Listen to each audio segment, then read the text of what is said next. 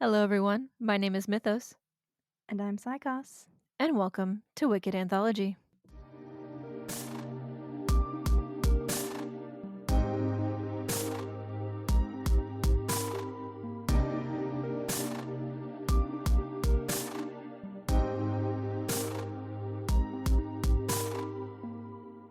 Heyo! What's up? Did you miss us? I hope you didn't. Nobody missed us. No one missed us. We've been gone for a month. Gosh, I don't even know how to record anymore, I don't think. This is like the fourth time we've said that, and I'm so sorry, guys, that we keep like actually vanishing. But to be fair, this last month, so just to give you guys an idea, you guys are hearing this on what, June 7th? This comes out June 7th. It's June 4th. We have taken off the last month for a few different reasons. We didn't just like decide to leave on purpose. No, I'm gonna be 1,000% honest. Both of us are on the spectrum, and change is hard. Yeah. Change Trange. is hard. Happy Pride. Oh my Speaking of gosh. trans change. I hate Happy that. Pride to all the fellow gays, theys, neo babes. I think that's everyone. I think so. I have to pull up my notes. Hold on, I forgot about that. But like honestly, after been a everything wild with month. Amityville, and I'm gonna be 1,000% honest, Amish. Amish. I wasn't super thrilled with how I did Amityville, and like Andrea, Really? I I liked it. you did awesome. I felt like I did awful. You did great. But like I felt like I did a return to form with Andrea, but with all the stress that came with the Amityville like episode, dealing with that, Yeah. that like kind of pushed me off the deep end, and I was like, I think I need a break. Yeah, you came to me and you were like, "Can we take a break?" And I was like, "Honestly, we don't have any brand deals. We're still like a super small podcast, if you can fucking believe that." Shocker. Really? Amazing. No idea. And so I was like, "We have the time right now. We can take a break." But it really just has been like a really stressful month for both of us. Honestly, it's been wild, I'll tell you guys. I don't handle change very well, and I had a lot of change happen this month.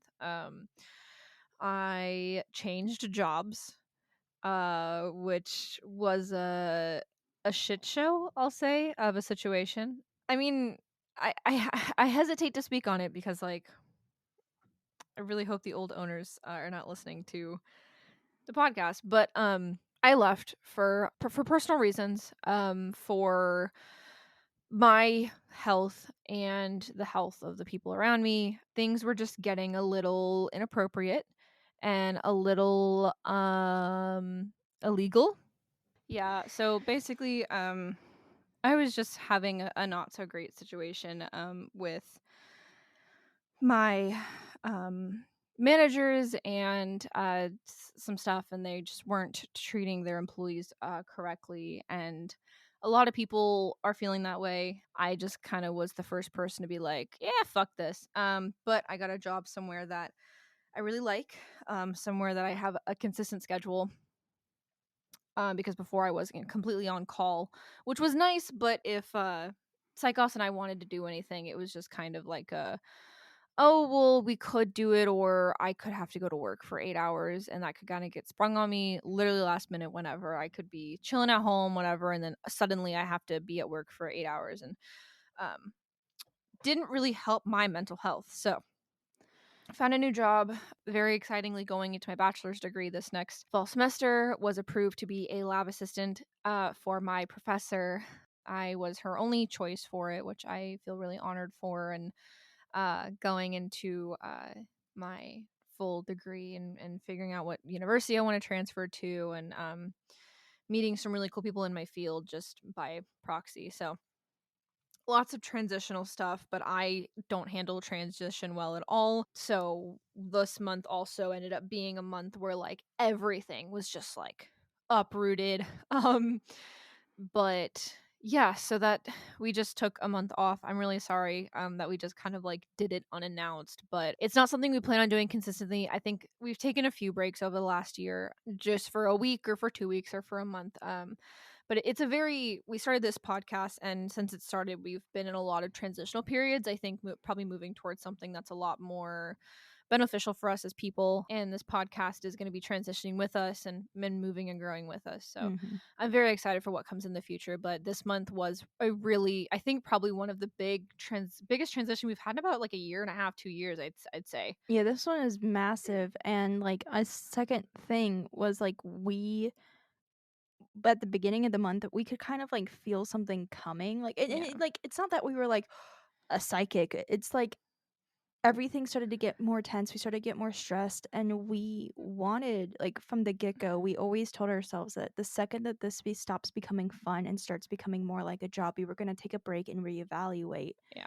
and thankfully, we're still here. Yeah, and it wasn't like this isn't fun. This is very fun for us, but I think we started the podcast with an idea of what we were going to do, and I think we've actually discovered once we actually started having to sit down and really commit the time to the research, we've discovered that we want to talk about things a little bit different than what we thought about.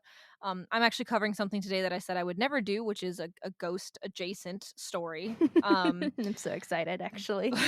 I'm so hype. Um, it's not super intense. It's just a little starter. Sorry, my expo markers are upside down. Just a little starter to like get a little taste of what I would feel if I were to do this genre more often, but it's not something that I plan on doing a lot, so, you know. But yeah, also I was having a little bit of health issues in the last like week and a half. I've gotten so much stronger. My legs aren't as fucked up as they usually are. You're disabled. I'm just stupid. I did injure myself at work today though. It was an accident. It was not a major injury. I have these times where if I overwork my muscles, my nerves will just shoot off in my arm. It'll like start from a point and it'll just branch out really quickly, and it really does startle me. But everyone made sure I was okay. I told them I was fine, so we're good. Work's having a barbecue tomorrow, and I'm off tomorrow, so I'm a little salty about that. And tomorrow is my last lab for classes. We're doing a murder mystery, so I'm very excited about that. We get to look at the different trauma that a skeleton receives, and then based off that information, we're gonna try to decide how they died. We're gonna decide roughly the age range of the person, the gender if we or the sex if we can. She made it very clear sex and gender are different. They are. The sex of the skeleton. I was muted. You were muted the whole time? Not the whole time, but I don't know how long I was muted. Amazing. And we're trying, guys. I told you, we forgot how to do this. Uh, Every time we take an extended break from the podcast, we we literally legitimately forget what we're doing. and I know we're not the only ones because I was listening to a podcast earlier. I haven't listened to podcasts since we've I started. don't listen to them much. It's weird because I know they do like the shorter form and they leave out like details I wouldn't necessarily have looked at. Like one of the episodes I listened to today covered Knocker Satanicus, but they did it in like a 20 to 30-minute time How the frame fuck do you cover that in 20 to 30 minutes? because they focused solely on Mark Kilroy. Oh, They focused on the white dude. of course. But they did bring in like some of Adolfo's like childhood, but they mentioned that he didn't get into it until he was like 14 because his mom married somebody who was into Palomayombe, but he Isn't was, that not correct?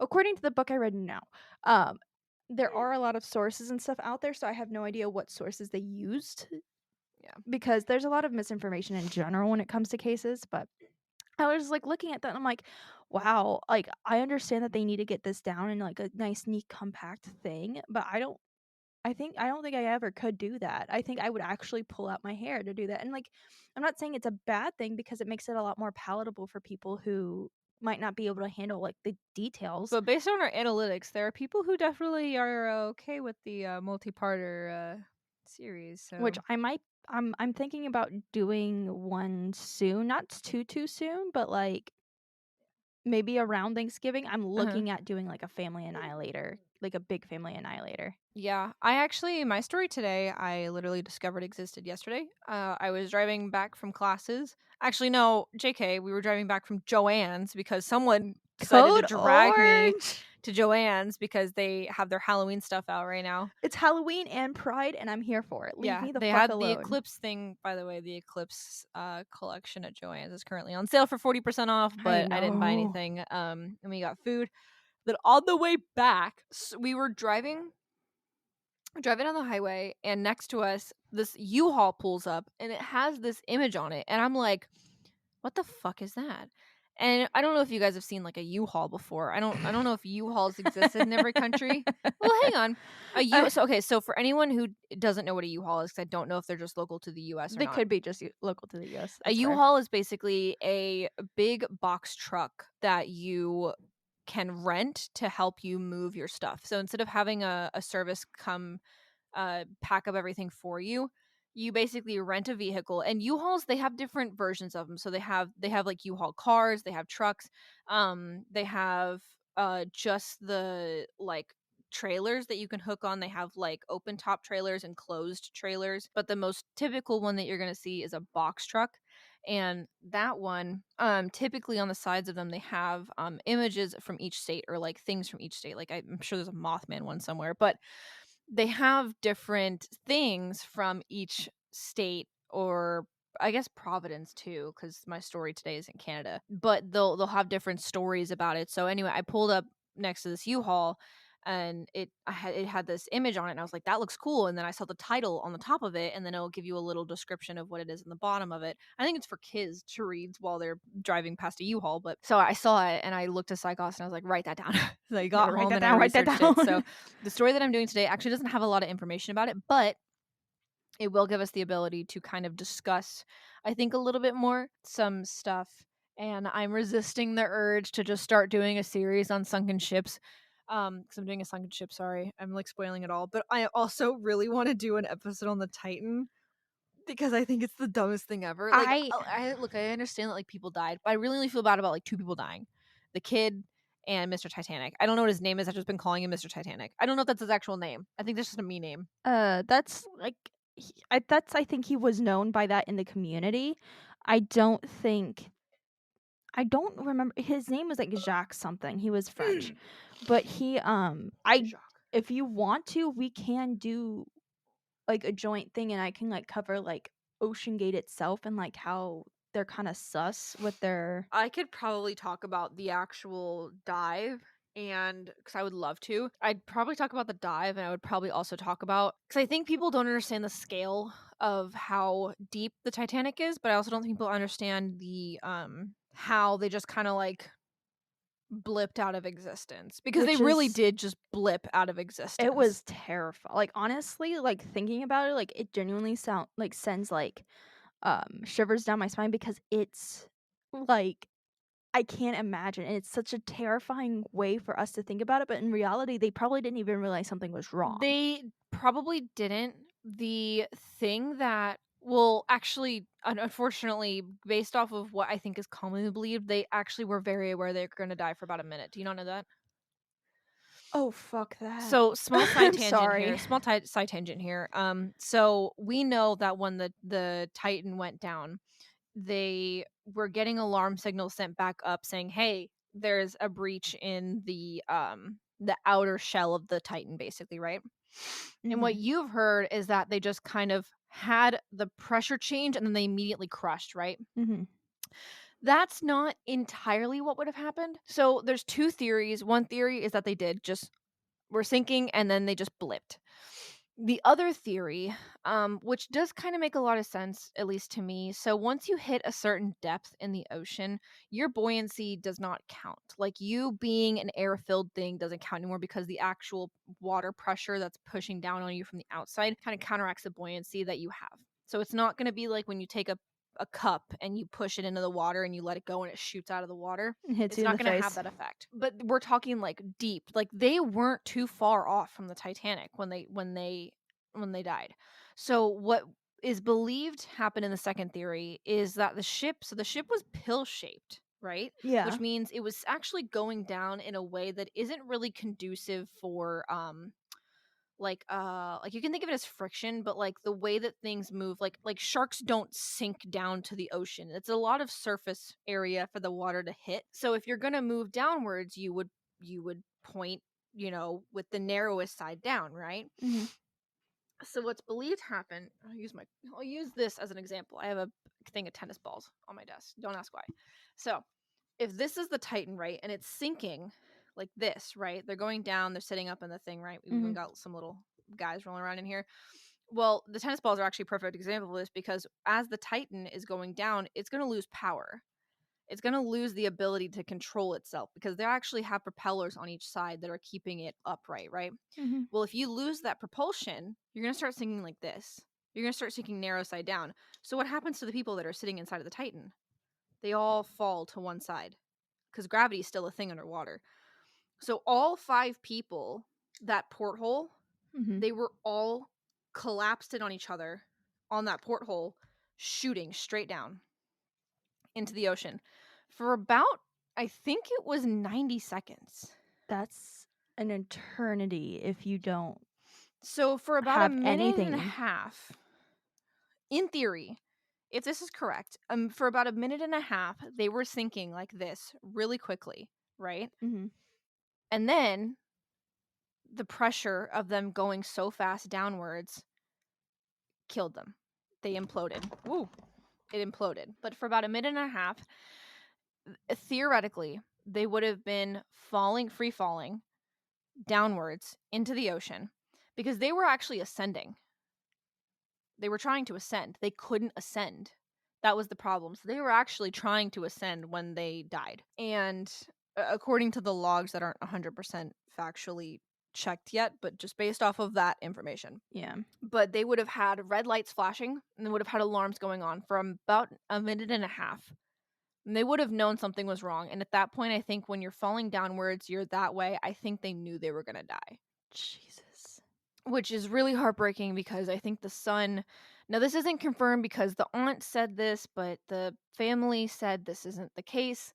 But the son of one of the guys that went actually didn't want to go, apparently. But he also brought a Rubik's Cube with him, so...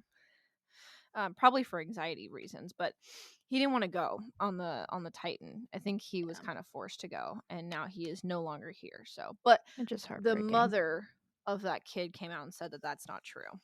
So we don't actually know if that's true or not, but I do think that there was I think it was the same not couple, but the same 2 people, the son and the father. They were actually almost missed the Titan. Yeah. They almost missed the boat. Which terrible luck. And then of but course I there's hate the guy that made the Titan. Yeah. I hate that motherfucker. What's his name? Oh God. I forgot his name. I hate that motherfucker. Stockton Rush. Stockton Rush. Fuck that guy. Yeah. I can say it. He's dead. Oh my God. Fuck that guy. Also, Someone make a list of all the people that I say fuck you to. Good night to everyone except. I know there's also that one person who's planning on going down soon to prove that it's safe. Oh my God. And the thing is, here's the thing. Going down that deep is not dangerous. I mean, it's not safe, but it's not dangerous. The problem is that the Titan was made out of a material that does not handle repeated stress very well. It's also the wrong shape for dives of that depth. A lot of time, you're gonna have a lot of circular shaped, like the spherical subs. is like the spherical shape of the subs that are supposed to withstand that pressure are shaped like that, so that way everything can handle it evenly. Yeah. If you have like that oblong pill-like shape, you're gonna get a lot of pressure along the middle end of that. Also, it had that weird tail thing on the end of it that wasn't really necessary. I think they probably put it on there for like not aerodynamics, but like hydrodynamics. But like, it didn't do anything. It just made it look stupid. Yeah, but anyway. So, and there are some people who are joining me in hell and hoping for Titan Part 2, but that's just me. Oh my God. Did you see? I know you saw it. The funniest thing. The graph? Yes. The funniest thing I feel awful laughing thing about I this. think I've ever seen in my life is this graph, and it's Titanic deaths over time, and it like shoots up. It's like a flat line, and then it shoots up like 1912. Yeah. And then it goes back down, and there's this tiny little blip in 2023. It was awful. But Jesus, it's bad. It's really bad, but, like, It's I think so it's fucked up. so funny. But it's the funniest thing I've ever seen in my life. Like those memes that came out, Or the ones where choice. it's like they fell like they They fell asleep and then they they woke woke up up on on the the Titanic. Titanic.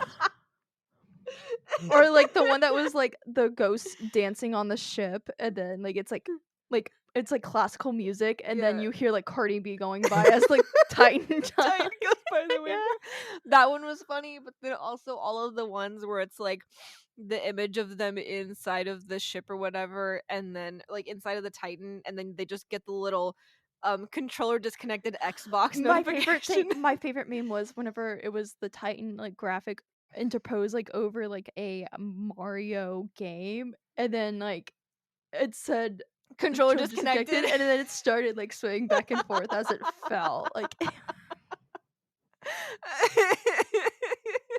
like, I I am going to hell for laughing at I those, but loved those also the compilations of the different types of TikToks that were going out where people were like, "Oh my god, guys, they only have 7 hours of oxygen left." And then it would scroll like one video down and it's like some fucked up meme of like only 7 only hours. 7 hours, guys. I think it's because a lot of these people, like, they are people. Or those memes that were like me if like Megan Thee Stallion was on the Titan and it's like some person diving into the ocean. Yeah. And the person that was like, I would have just brought a plant with Oh me. god, that was funny. No, Oh I my think a god. lot of it is these men, a good majority of We're them, like billionaires. They billionaires. had stupid amounts of money, so it was a very you got to see the very eat the rich mentality that a lot of people have. Yeah, I don't think people I think the Titan really showed people like that like because everyone in the news was like, "Oh my god, these poor people." And like everyone in our generation and younger was like, "Fuck those guys." And I think that was really eye-opening for the media to be like, because here's the thing, you can't research this article and not have seen these memes. So everyone in the news studio 100% knew that everyone on TikTok was making fun of these fucking billionaires and they couldn't say anything about it. No. Like it's so funny to me. I really think that people don't realize how little we give a shit about people who have a bunch of money No, until once their you've lives are in danger and we're just like, "Okay, die." Like like, no, I am being for real. Like, I saw this tweet the other day and I was like, "No, that's accurate." It's somebody believes that once you hit $1 billion, you get like a medallion or like a medal that says congratulations for on beating capitalism, and then every dollar you make after that 999 millionth dollar goes into funding like social like social stuff, like getting the like what do roads you fixed. do And with that much I money? don't know, because like anybody who can casually drop $250,000 to go down into the ocean and see the Titanic. Now, don't get me And that's wrong. not even that the thing is, and this is what's so crazy to me, is like that's basically the equivalent of someone dropping how much like That's how a much it costs to that's buy like a house, a like a really shitty shitty house house. too. Yeah. It's not even a good So house. imagine spending half of what your house costs on like a ticket to a boat ride. Like that's the equivalent of the stupid amount of money that they're spending on this. I think there's a girl, she's on TikTok. I don't know her name, but she's always talking about finances, but in a bad girl like a bad bitch mentality. Oh my And she god, I always love has the her. accent. She's like walking down the streets of New York and she's got like the pink like bimbo outfits, but I love her. No, she's a bimbo. She fully is like, No, but she explains it in a way that just makes so much sense. yeah. But she was like breaking it down. She was like, this is how much this ticket costs for a billionaire. And breaking it down by like what her budget would be, it was like barely a Starbucks drink for like someone who's making like bare minimum wage. Like a Starbucks drink level of like money was spent on like, which like, I mean, if a Starbucks drink can kill you, then it can kill you. But like, it was very interesting. But I also saw a tweet because I'm on a different side of the internet, I think, than you are, given the TikToks that you forced me to watch at the end of the night that takes 3 hours. The only reason why it Takes takes 3 3 hours hours because we because don't sit there and watch it for a couple days. I understand that, okay, but just listen. I saw a tweet that was like, and I understand it's not Twitter anymore, it's X. I don't give a shit. you don't dead name anyone unless it's Twitter. I only dead named naming Twitter. Yeah.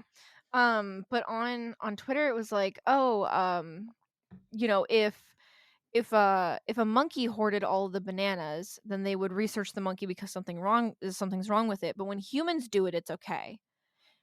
Because it's true. That If a monkey is. were to if we were to research probably chimpanzees. If we were to research chimpanzees and discover, which I don't think they eat bananas, but if we were to research chimpanzees and discover that one of them was hoarding all the food for itself, that would be a very, very odd thing for chimpanzees to do. But it's okay for humans to do, which is very interesting way to put it into perspective because humans are closely related to chimps, like very closely related to chimps. I think they're our most common ancestor. If it's not gorillas, I think it's chimps. I think chimps are our most closely related ape ancestor. So the fact that chimpanzees are so not that, I think is very interesting. I think so too. Anyway, Well, doodly-doo. So that's our ramblings. I'm so sorry. Alrighty, I'm gonna be 1,000% honest with you guys. I haven't looked at these notes in like a month. Yeah, Psychos did the smart thing and like started like hoarding notes to be able to do, and I'm still behind. I'm gonna be so honest.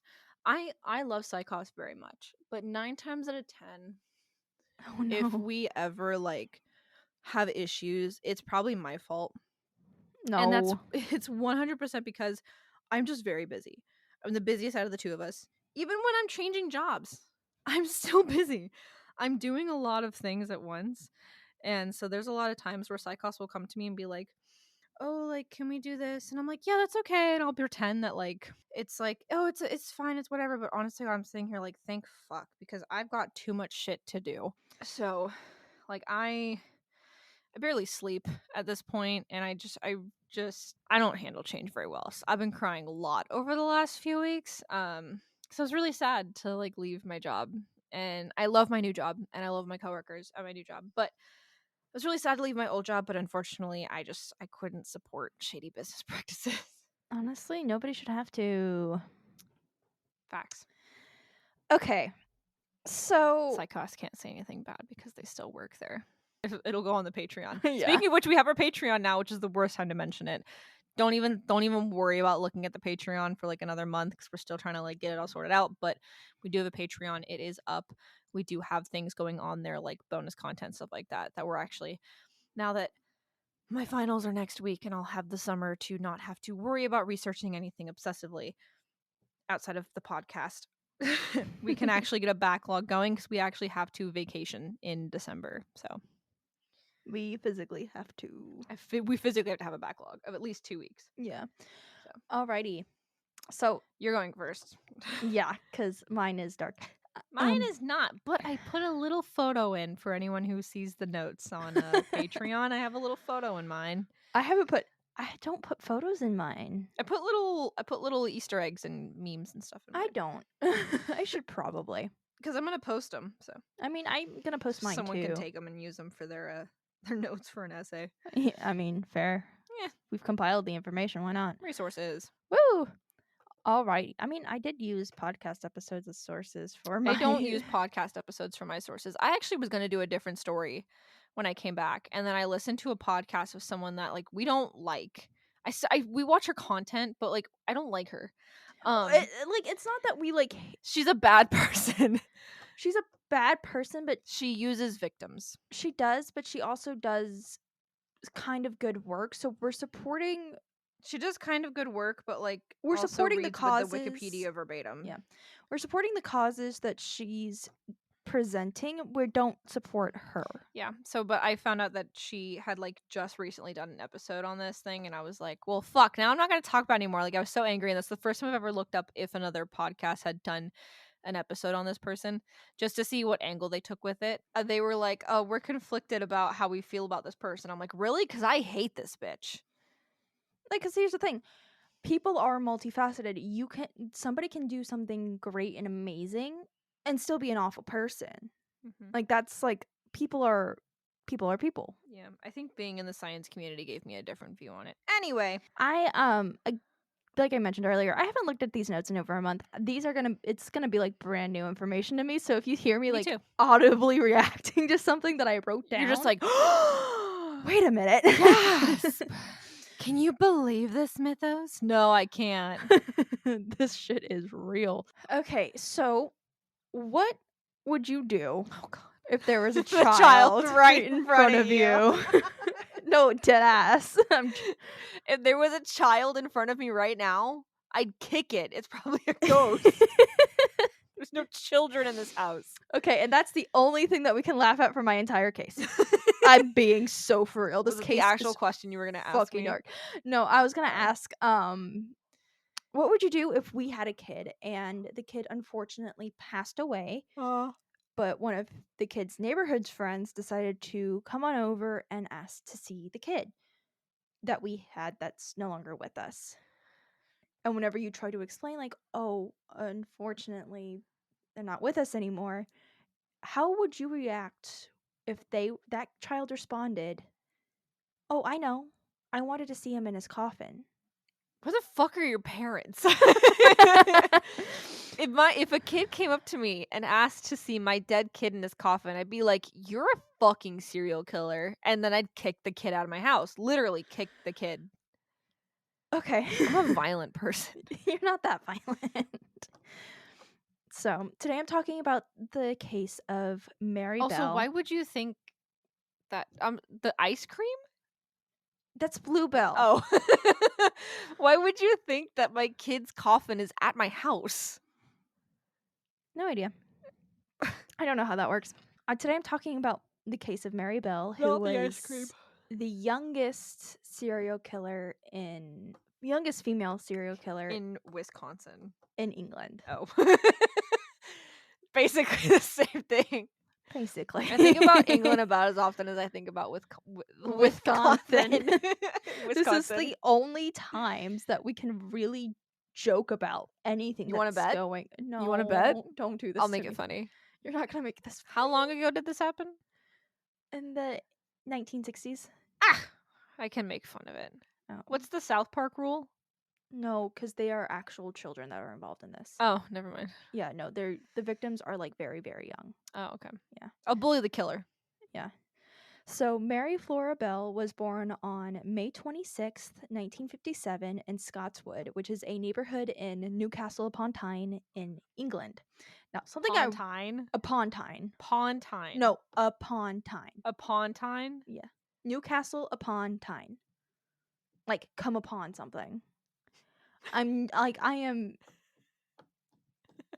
No, I did another English. I just finished up my notes for another English case that I did that I'm gonna do like in a couple weeks.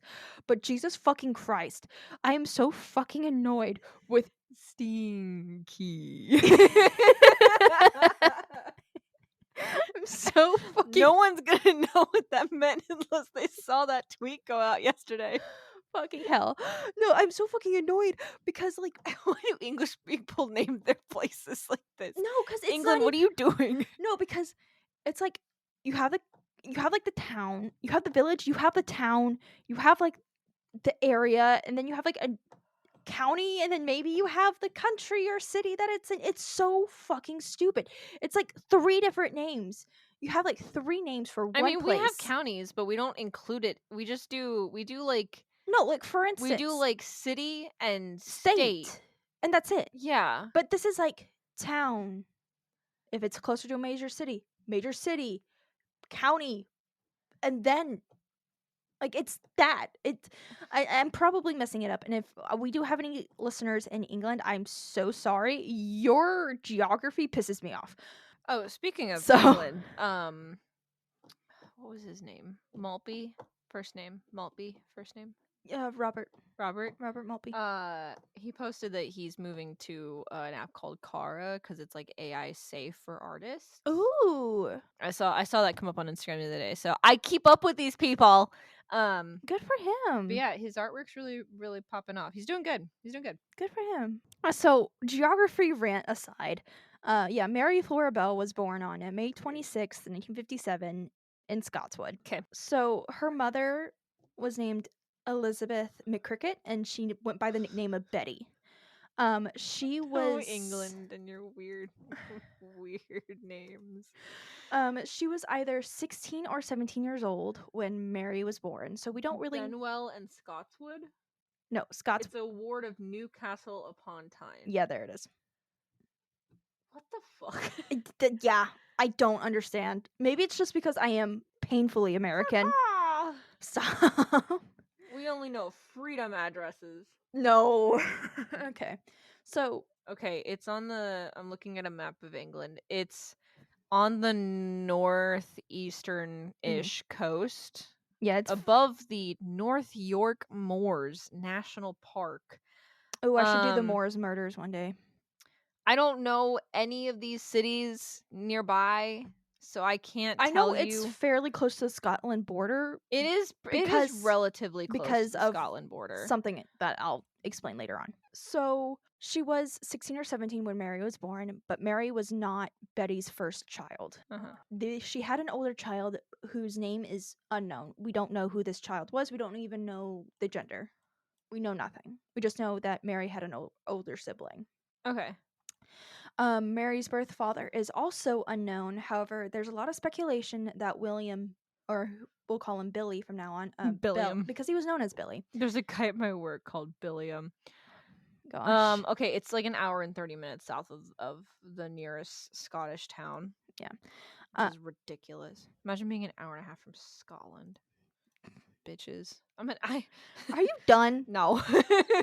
Anyway, shut the fuck up. Sorry. I love you. Assholes. I haven't gotten through my first bullet point, guys. I'm trying.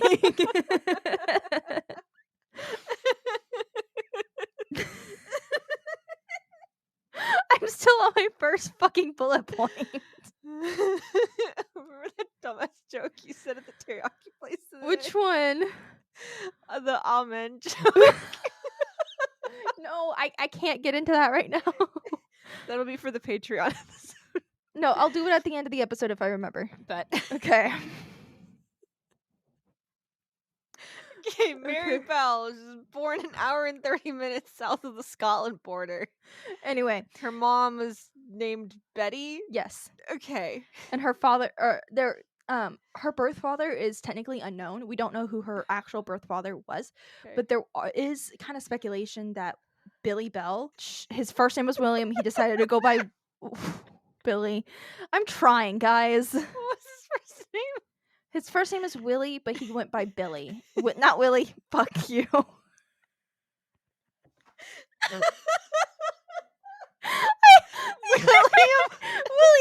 His name is William, and he went by Billy. Are you William? Done making fun of me. How long is your notes? 6 pages. How far are we? We're still on the first bullet point. I haven't even finished the fucking sentence. We're 45 minutes into this recording. I know. Okay, good. Are you? Fuck. Fucking hell. Okay. I'm in pain. Good. I'm laughing so hard I'm hurting. Suffer. So anyway, William or Billy Bell, the man that Betty would later on marry, they thought that he could have been Mary's biological father. Okay. From the very beginning, though, Mary was a very unwanted child. Reportedly, after she was born and the nurses went to set the baby on Betty's chest, you know how they do to give that like skin to skin contact, like for bonding. Yeah. Betty demanded that they, quote, take the thing away from me. According to Isa It's a spider. Oh my gosh. According to Isa McCricket, who is Betty's sister. According to who? Her name was Isa McCricket. McCricket was Betty's McCricket. McCricket.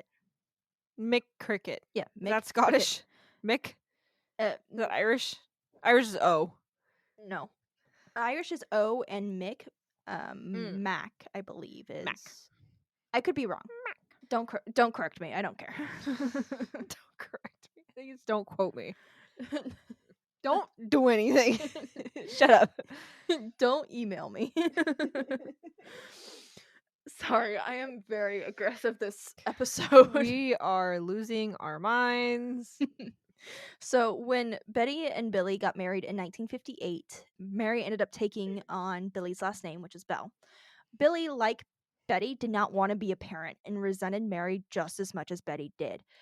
Billy was actually a very violent man. He was an alcoholic and an ex-con with an extensive record that included armed robbery. Me too. So Betty was also a sex worker.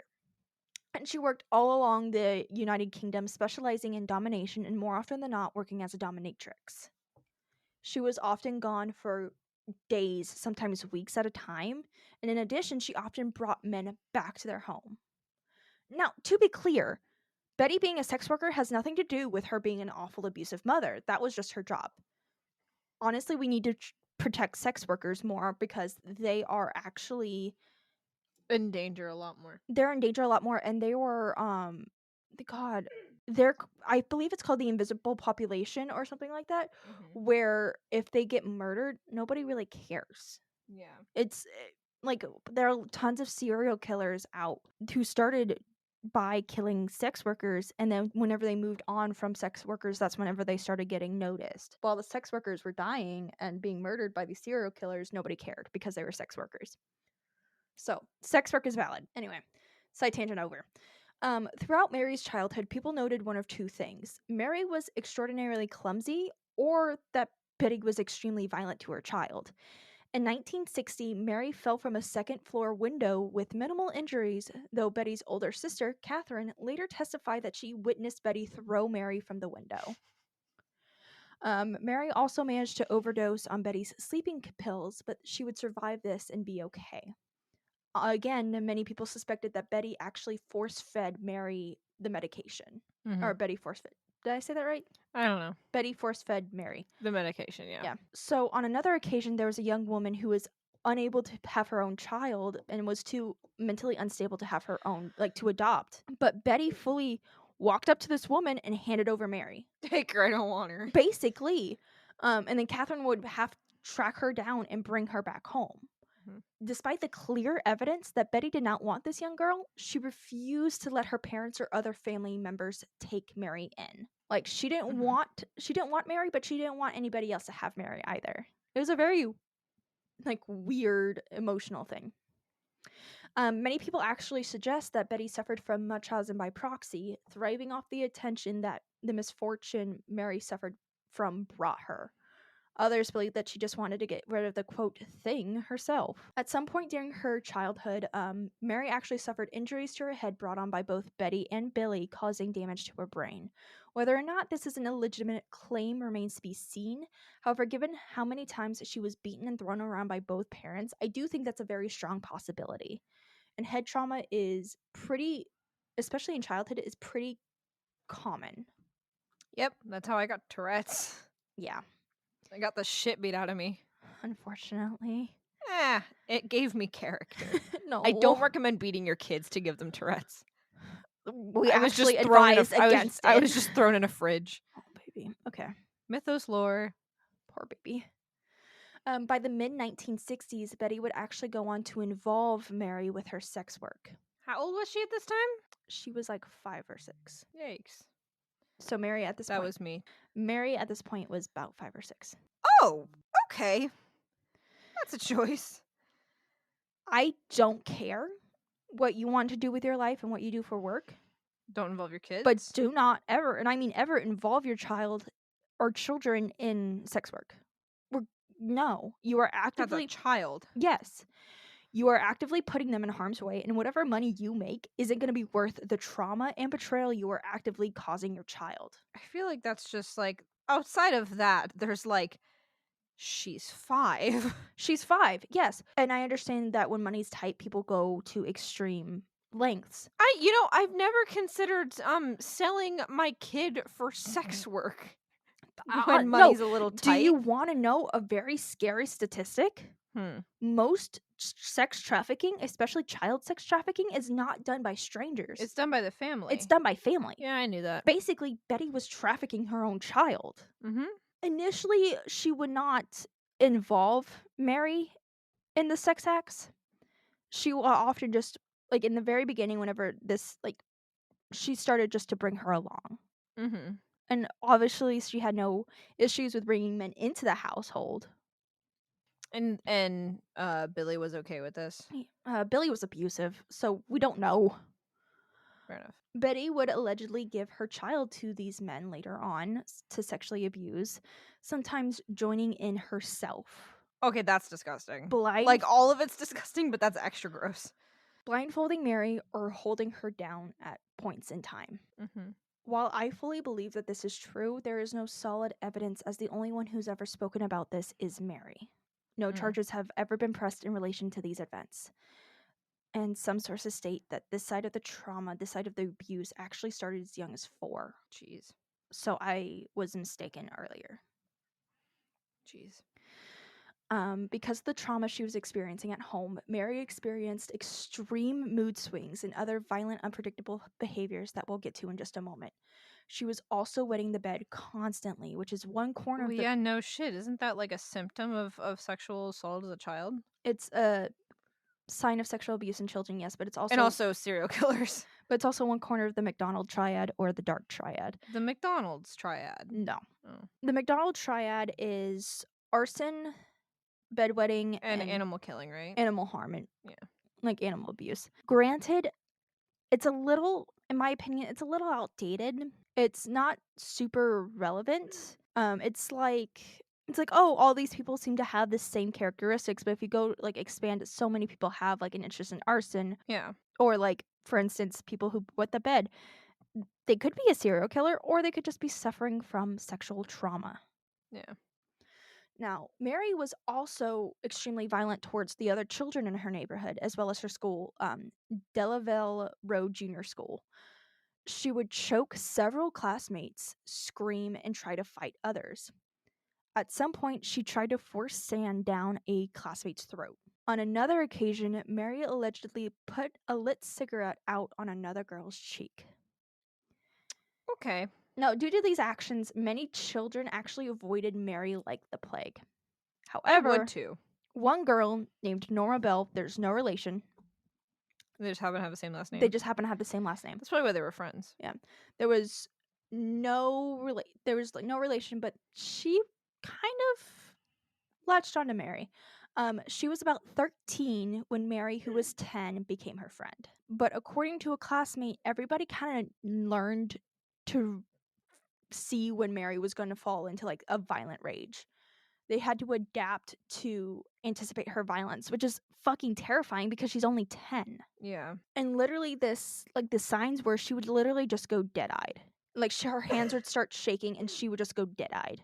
Mm-hmm. And that's when you knew that she was gonna be violent. And that's fucking terrifying. She's 10. She's a child. Yeah. Now, on Saturday, May 11th, 1968, Mary and Norma were playing in an area called St. Margaret's Road near an abandoned air raid shelter. They lured a 3-year-old boy up to the Lured? Lord. Lured? Lord? God? No, Lured. I pronounce it. I can't say it like that, babe. Huh. You're being ableist. There it is. Yeah, they lured a 3-year-old boy up to the top of the shelter, where one of the girls pushed him off. Ooh. The little boy survived, but he ended up with a huge gash on his head, bleeding a good bit. He didn't know who pushed him, but when police interviewed the girls, they stated that they didn't know what happened to the boy. They had stumbled upon him when they were playing and they wanted to make sure that he was all right. That same day, 3 girls told their parents that Mary had attempted to strangle them in the sand pit. The parents immediately went to the police, who interviewed the girls about this incident as well. Mm-hmm. Mary denied having anything to do with this, let alone knowing anything about it. But Norma would later confess to witnessing this event. Mm-hmm. The police would make a report noting that Mary did have a violent streak, but ultimately let both girls with a warning. Like, let them off with a Let warning. them off. That would be a mistake. Yeah. Martin Brown was a very rambunctious 4-year-old boy. He was a blonde-haired, blue-eyed little boy who was well loved by his older sisters and his parents. As was normal for the time, Martin played all day, every day outside, often only coming home for meals before turning around and running off to go play some more. This was no different on May 25th, 1968, and June Brown, Martin's mother, wasn't super worried until a neighbor had informed her that Martin had been found unconscious in an abandoned home on St. Margaret's Road. When she had arrived, there was a crowd that had formed while a workman named John Hall attempted CPR. Martin Brown was then taken to the hospital, but his death was announced on arrival. Bernard Knight would conduct the autopsy and find no signs of anything really being wrong. Investigations of the house revealed an empty pill bottle and a few pills scattered around. Martin's death was ruled an unfortunate accident, an overdose caused by a 4-year-old's love of candy. On May 26th, 1968, Mary's 11th birthday, Mary and Norma broke into a nursery in Woodland Crescent. While there, they vandalized the place, making it look like a tornado blew through the building. On May 27th, 1968, while the police were investigating the break-in, they came across a number of handwritten notes.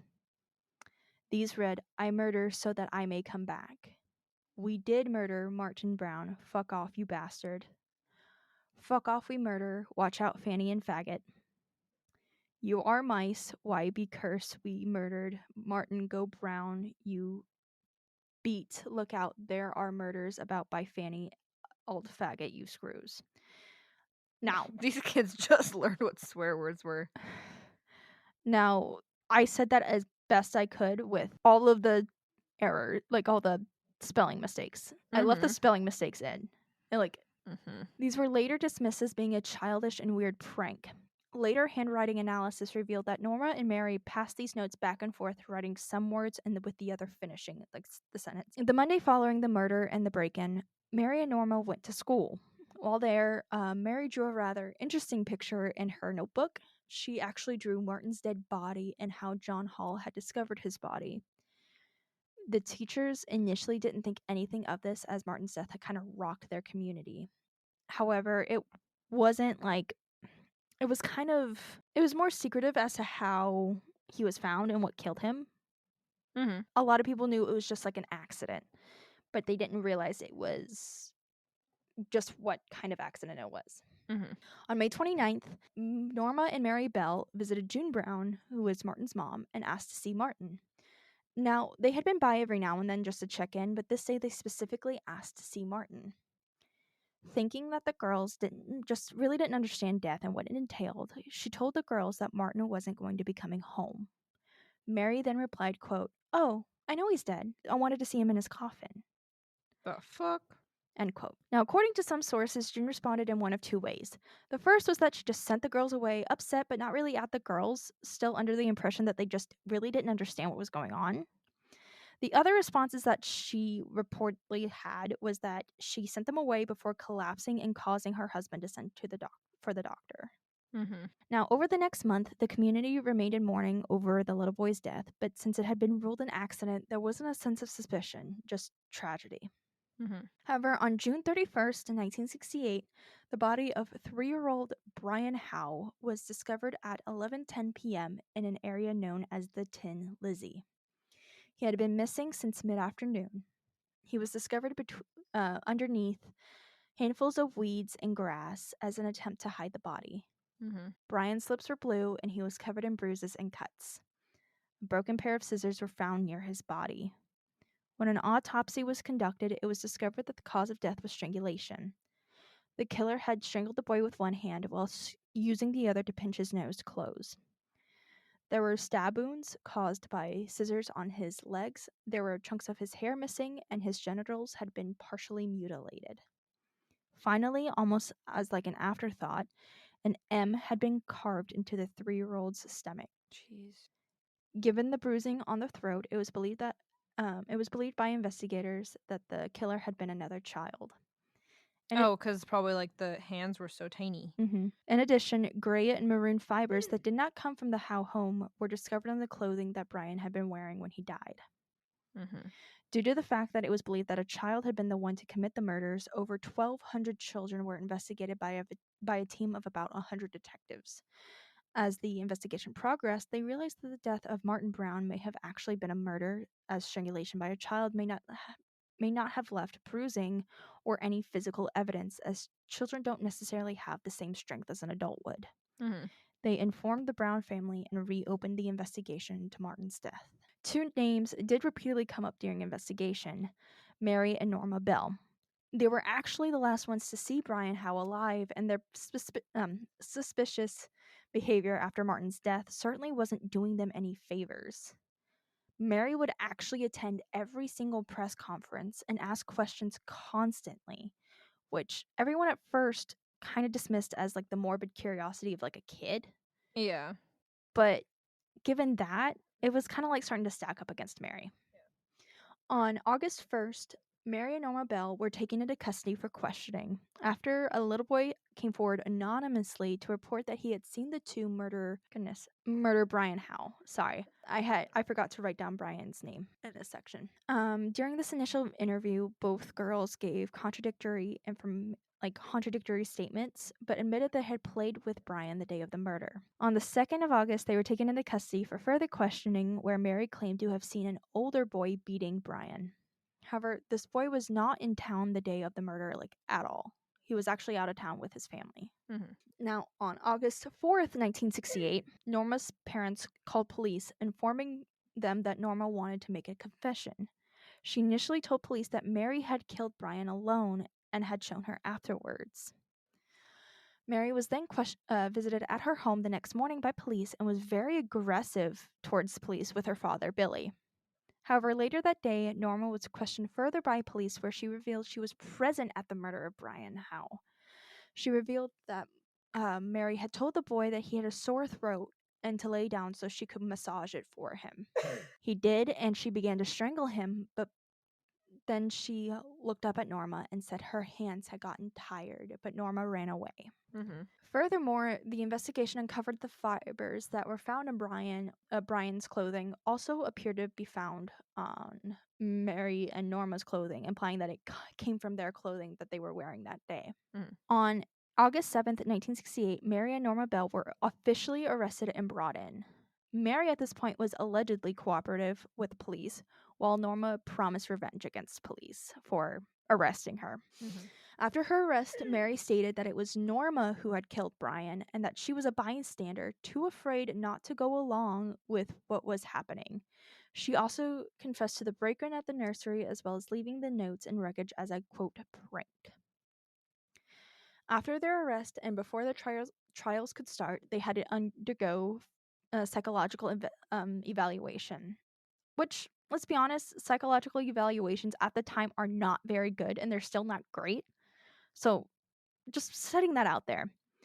However, Norma was revealed to have an intellectual disorder, making her very submissive and emotional. Her mental age was also measured to be about 8 or 9 years old instead of her physical age at 13. Mm-hmm. Mary was diagnosed with a psychopathic personality disorder, which can be triggered by abuse early in childhood, but is usually displayed as, quote, impaired empathy and remorse, and bold, disinhibited, and egocentric traits masked by superficial charm and the outward presence of apparent normality. Mm-hmm. On December 5th, 1968, the trial began, with the judge immediately waiving the right to anonymity due to the severity of the crimes, which is how we know the girls' real names, real ages, and the faces at the time of their trials. Mm-hmm. Because usually children, They don't let them be yeah, visible to the public like that. yeah, even child offenders are usually protected, but But I guess with how bad the crime was. yeah, because it was a murder, they were like, no. Norma and Mary threw the blame back and forth in the trial, but ultimately, that hot potato decided to land in Mary's hands. So, on December 17th, 1968, the charges were actually reduced from murder to manslaughter.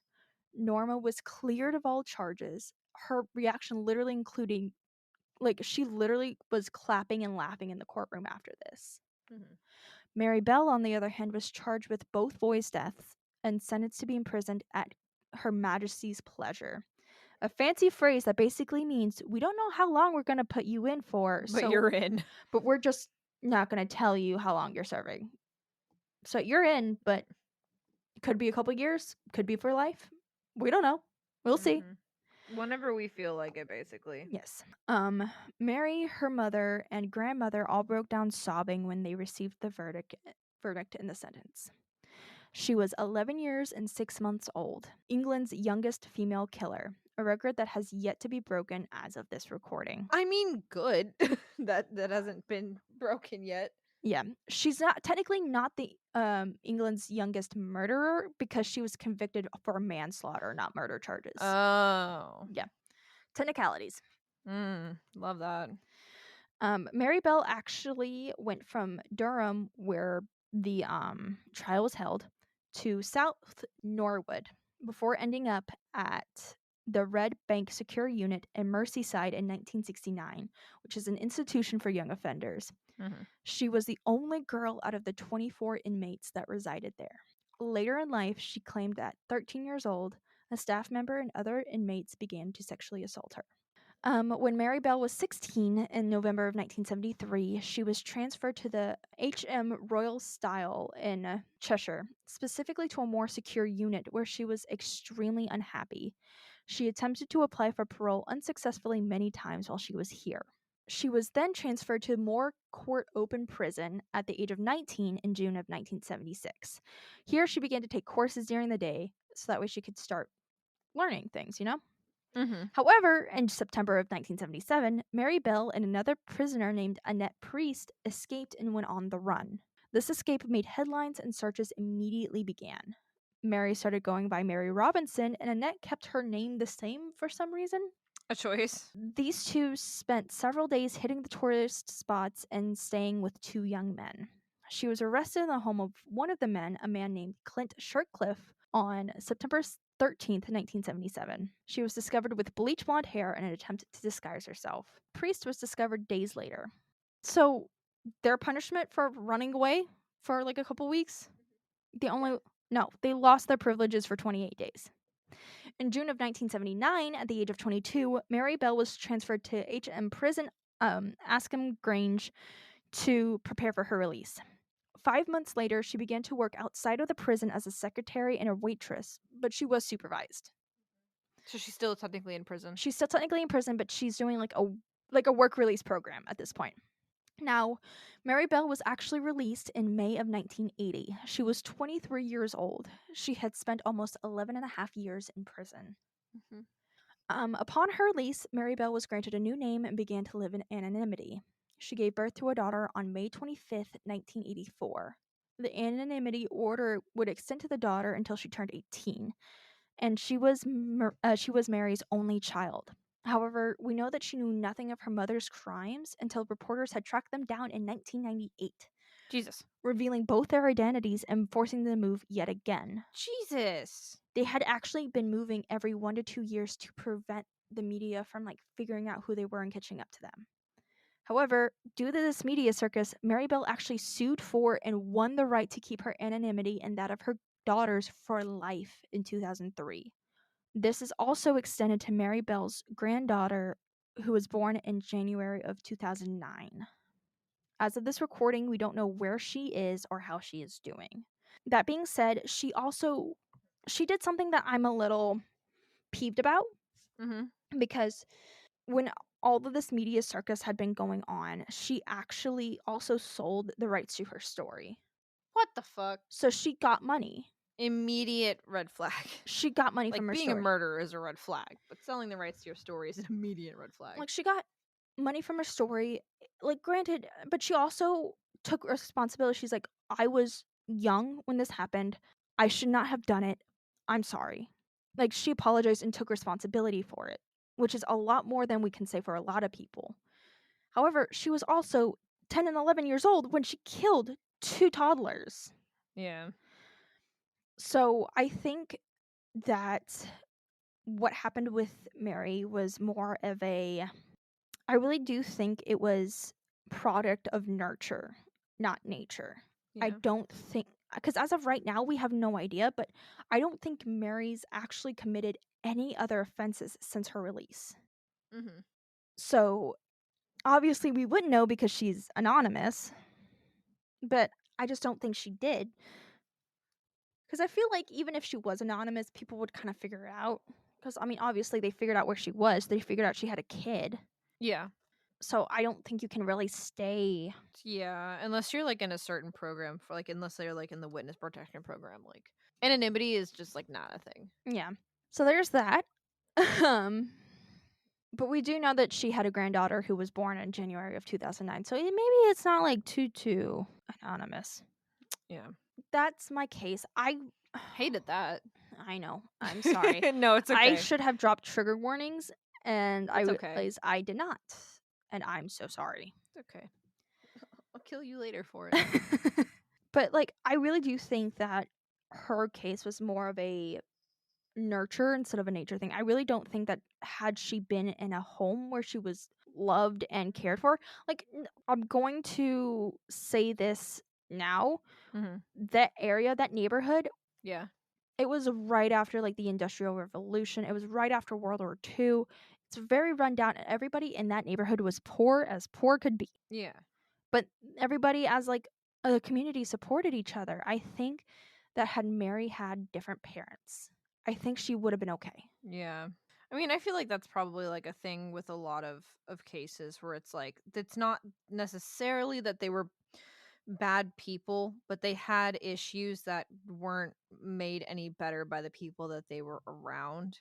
Yeah. Like, one of the investigators, not investigators, but somebody who had done research on the case, like, much more in depth than I did, he mentioned that her saying to Brian, "You have a sore throat, here, let me massage it for you," was something that she had learned from her mother's clients, that Yeah, the cause that I massages. remember when you said that, like, I'm like, in my mind, I'm like, "That's a weird thing for, like, a kid to say." Like, Like, that's a weird phrasing for a kid to say. That sounds like something that they've heard from somewhere else. not, and then the, genital mutilation was also Yeah, like, a kid wouldn't know. how to do any of that, Yeah, or, a like, kid wouldn't know that wouldn't be something that a kid would do unless a kid had that had that trauma. trauma, yeah. 'Cause that's a very specific thing that I think we don't see unless there's, like, a sexual trauma or something involved. Yeah. So, I also just feel awful for Brian and, Martin's parents. Like, they were, like, from what I saw of these 2 little boys, they were, like, they literally look like baby angels. Like, they were Oh. so fucking cute, and it breaks my heart, but, like, they were. It has to be such a weird moral dilemma to, like, be upset, obviously, at, like, your kid's killer, but then for your kid's killer to also be, like, a child, like, that has to be like, it's easy to be angry at an adult because, like, it's an adult, they know better, but, like, it has to be really difficult to be angry with a child for doing something because you're like, "Did you know? Did you not know?" Like, that level of just, like, confliction, I think. And honestly, the fact that we know nothing about Mary's older sibling, because she had an older sibling, we don't know her name, we don't, or their name, we don't know anything about them. We don't know whether or not they went down a very similar path. We have no idea. Yeah. And that's not to say that children of abusive parents or people who suffer abuse are going to go on to abuse other people. That's actually a very harmful and dangerous stereotype. However, there is a point to be made that if somebody does not get help after a trauma, they are slightly, like, it's a very, very small percentage more likely to commit those crimes onto other people, because that's all that they really know. Again, I need to express, like, hammer home how tiny that percentage is. Mhm. It's a very small percentile, because a lot of people will go through trauma and be like, wow, I never want anybody else to experience what I just experienced. Yeah. But then there are some people who are like, "Oh, this is normal."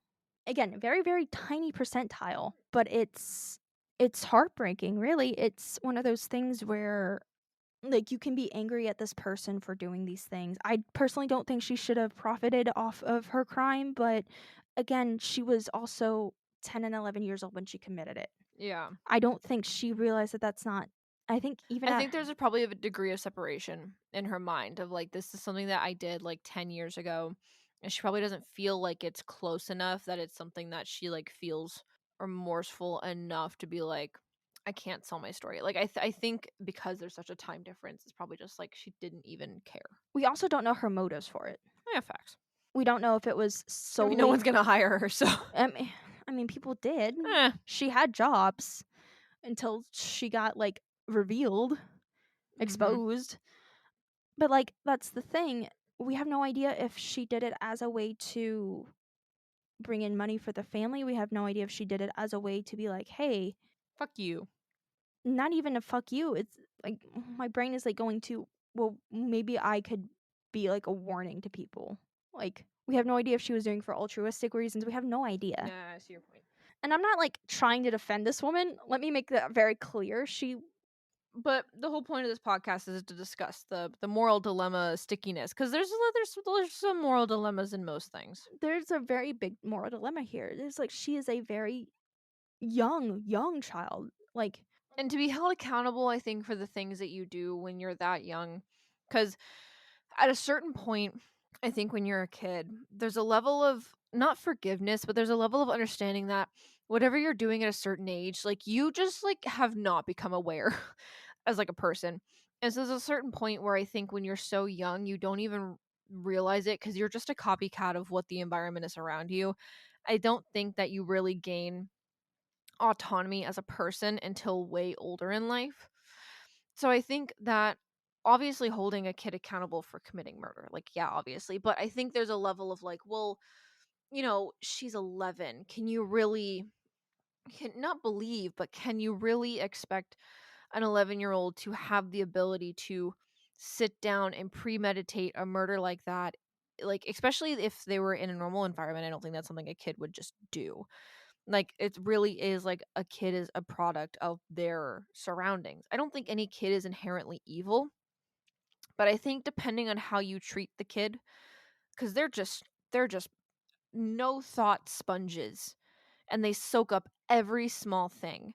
Even when they're babies and you don't realize that what you're doing is impacting the kid. So to be in an environment that is that so evil, consciously on purpose by the adults that are supposed to take care of you, I really think there's a level of like this kid literally could not have understood what they were doing.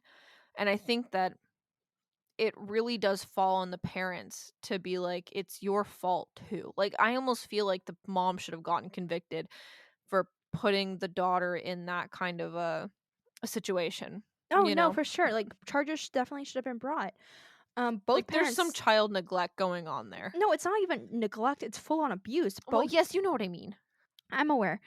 But, like, both parents should have been brought up on charges. Actually, I there was a case recently where they decided to press charges against the parents of a school shooter because the child had access to the guns in the home.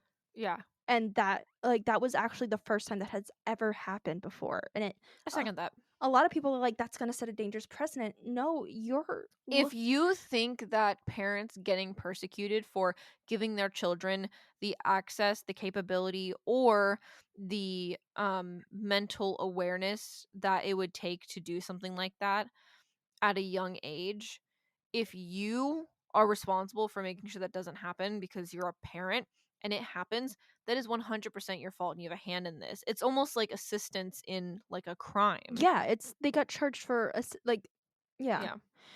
But that's also, like, again, it's a weird sticky situation because I've also seen cases where the child grows up with no reported abuse, like happy go lucky, and then they go out and kill people as children.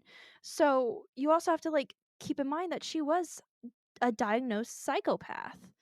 Granted, it's possible that the trauma that she went through. But not every psychopath is a murderer. No, but they are. Not every psychopath is a murderer, but But there are all murderers murderers are are psychopaths. No, psychopaths. no, no, that's actually a very dangerous thing to make.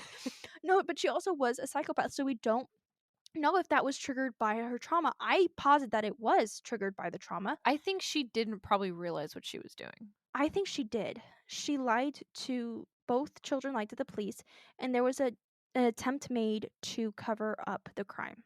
I think she knew what she was doing was wrong. I think she honestly was so angry and so pissed off about what she had been put through that She took it out on another kid. she took it out on somebody who couldn't fight back because she couldn't took it out. She couldn't take it out on the people who were actually hurting And her. she couldn't take it on anyone her age. She went after someone who was much smaller than Not her. necessarily, because she did take it out on kids her age. She literally shoved sand down a girl's throat. Yeah, but like she didn't kill anyone her age. No, and I think she just They were unfortunately the easiest targets. yeah. Because I mean, if let's be honest, Toddlers don't know. Toddlers don't know shit. no, and I'm gonna be honest with you. If you're angry and you're upset at a situation you're in, and you can't Murder's not the option. it's not the option. But if you can't lash out of back at the people who are hurting you, you tend to lash out on people who can't fight back or who Yeah. won't fight back. Yeah. It's a very unfortunate thing, and that's kind of where a lot of people get this idea that once you're a victim of abuse, you're going to become an abuser. I don't think that's the case. Again, it's not the case. Once you're a victim of abuse, depending on when it starts, I think you don't realize when you're being abusive. But I think that there is a level of like, this is fucked up. Like when you realize this is fucked up how you're being treated, you make a conscious effort to not do it again. I think it takes a lot of self-awareness. It does. It takes a lot of self-awareness. I think Mary was just too young to have that self-awareness. She was in an environment when nobody around her seemed to have that self-awareness either. Yeah, so she couldn't have learned it from anyone. No. Because a lot of things are learned. So many things are learned that we don't realize. Yeah. So I feel bad for her. Like I do, but Also, you killed someone. she killed 2 little kids. She killed 2 babies. That's hard. And it's a very hard thing, and I'm sure the parents are devastated. Like some of this, like the sisters of Martin, at least from the interviews I saw, they seem to be very conflicted themselves. Like they hate Mary for killing their brother, but they also are like, she was so young. And there are some people who called Mary pure evil, and then others are just like, oh, she's just a victim of her environment. It's what I'm trying to pretty much get at is stuff like this, cases like these, especially in cases like Mary specifically, it's not black and white. There are shades of gray, there's shades of black, there's shades of white. It's not just clear cut one way or the other. Like if I really want to like get into it, not right now. Like I'm not going to do like a full deep dive into it, but we can talk about Chris and Shanann Watts. Yeah. Chris was an awful, horrible man, but you also have the fact that Shanann also wasn't the best wife either. And I'm not saying that's an excuse to kill her, get a fucking divorce. She was very demanding, she was very aggressive. They both had their issues, Both but of them have their issues. wasn't an excuse to kill anyone. No. But then you have some people who argue the fact, well, maybe if she chilled out a bit and calmed down and backed off, maybe she wouldn't be dead. And I'm like, that's a very dangerous position to take, but maybe. Maybe, but We can't debate maybes. well, also I feel like saying that implies that like She deserved. it's the same idea of like the well, what were you wearing argument. It's like having like understanding that there are nuances to each case, and there are situations where well, this person could have been less this and this person could have been less this, but no one goes into a relationship with these problems thinking that the other person's going to commit the worst crime. Yeah, nobody's going to see an 11-year-old girl walking down the street and wonder if she's killed somebody. I mean, you guys might now after you've listened to this. I will. But I'm suspicious of every 11-year-old now. And I already hate kids. which is hilarious because we have one. But fuck. Well, but again, thanks. that's my case. I'm gonna be 1,000% honest. Next week is worse. I'll do better then. Next week is so much worse. Next week doesn't really involve children, which is the best I can do because it is very bad and it's gonna get pretty graphic. That's my trigger warning for that. I should have put up a trigger warning for this one, and I'm so sorry I did not. While we are a true crime assume podcast, that there's always triggers. There's always going to be triggers, but I usually do better in trying to explain what those triggers might be. So I feel, well, maybe I don't. I'm going to try to do better in the future about it. Because even though true crime is all bad, it doesn't have, There's certain things in certain stories that are going to upset certain people, and there's certain things in certain stories that aren't going to upset the same people, and it's important for them to know when those distinctions are going to be made, so they don't think, oh, this is probably fine, and then out of left field the weirdest thing happens, and then suddenly the worst thing that could have been said. Yeah, so I am going to put the trigger warnings down in the description, as well as the post If you when ever this goes want up. also a heads up on what's going on, sorry, I'm cutting something up. If you ever want a heads up on what's going on story-wise, you can also always check our Instagram. Crazy. We put photos up there of everything that we talk about as well. Anything photo-wise that we mention in our stories, they go up there. Yeah, it's usually this goes on the same day Yeah, as the... usually goes up on the same day. Sometimes we miss it, but we'll also put triggers in the caption there. So if you want to look and see what we're doing, what the photos are, to get an idea of what's going on, the cover photo is going to have all of the photos listed. There are typically all the photos or the main photos listed in each individual slide, but they're super tiny, so you can get a good idea of what's going on. Very small, and then we'll have the triggers in the description as well. So if before you even come here, you can look on our Instagram. Please follow us on Instagram, and we'll put stuff there. Yeah. Alrighty, so that's my case. You I'm ever so cut up sorry. something when you're angry? Yes. I like ripping things. At the thing that you're cutting up. Oh. So my notes are actually structured very differently now. So I'm sorry. Okay, so ironically enough, I'm talking about something that is not, it's not England, but it is named after something, not after, but it's the same name as something in England, which causes me a lot of issues. You're So- like, wait a minute. It fucked me up for a minute. Okay, so It got you fucked up? got me fucked up. Let me take a sip of my, if anyone wants to know what my poison of choices, I have a Monster Energy Drink Ultra Fantaby Ruby Red. Fantasy. It's an S. It looks like a bee though. Does it look like a bee? Yeah, a little bit. I am currently drinking a regular Monster because I'm a monster in and of itself, and I like drinking battery acid. If anyone has ever tried the ruby one, I don't know how to explain it, but it kind of tastes like dirt. But like good dirt. No, it just tastes like dirt. To me, it tastes like prime dirt. It does taste like prime dirt. Like Definitely dirt I would eat as a kid. yeah. Like not mulch, but like wet dirt. Like Yeah. garden dirt, like Yeah. fertilizer. It tastes like fertilizer. There, we got there eventually. And everybody's wondering, is Mythos okay? The answer is no. Never. I think I cried for like an hour straight last night. You needed to. I needed to. No, because like here's the thing. Crying actually releases like a bunch of those like stress. I've needed to cry for like 2 weeks because I really doubt that anyone who is related to the old situation is like currently listening to this point. I'd be surprised if they were, all things considered. But if anyone wants to know what my true feelings are, so I'm the kind of person that if I'm in a situation where I'm like not happy, but I need to like be happy with the situation in order to like pay my bills and take care of people around me, I will just pretend to love what I'm doing. And I actually surprised my mentor over this too, because I was talking to him about it, and he was like, I thought you loved the job and I thought you loved, the other owners. And I was like, I didn't. I loved the job. The job was great. And my last shift that I actually had at the job felt like, I actually said it to Psychos on the way home. It felt like a perfect last shift. I didn't intend it to be my last shift, but it felt like the perfect last shift, if you know what I mean. Mm-hmm. Because it really was just the perfect last shift. It was great. I cried as I was going home. My last event of the night was just so wholesome and sweet, and it just kind of solidified everything that I loved doing about that job. And I still am sad that I don't work there anymore. Anyway, so I left, and everyone was really surprised by it, I think, because I don't think anyone anticipated me leaving. 'Cause I'm the kind of person that I'm very loyal to a company when I work there. If they treat their employees well, I'll stay loyal. But the last month or so, things just got bad. They weren't paying people properly, and they made some bad business investments, and it was really fucking over their employees.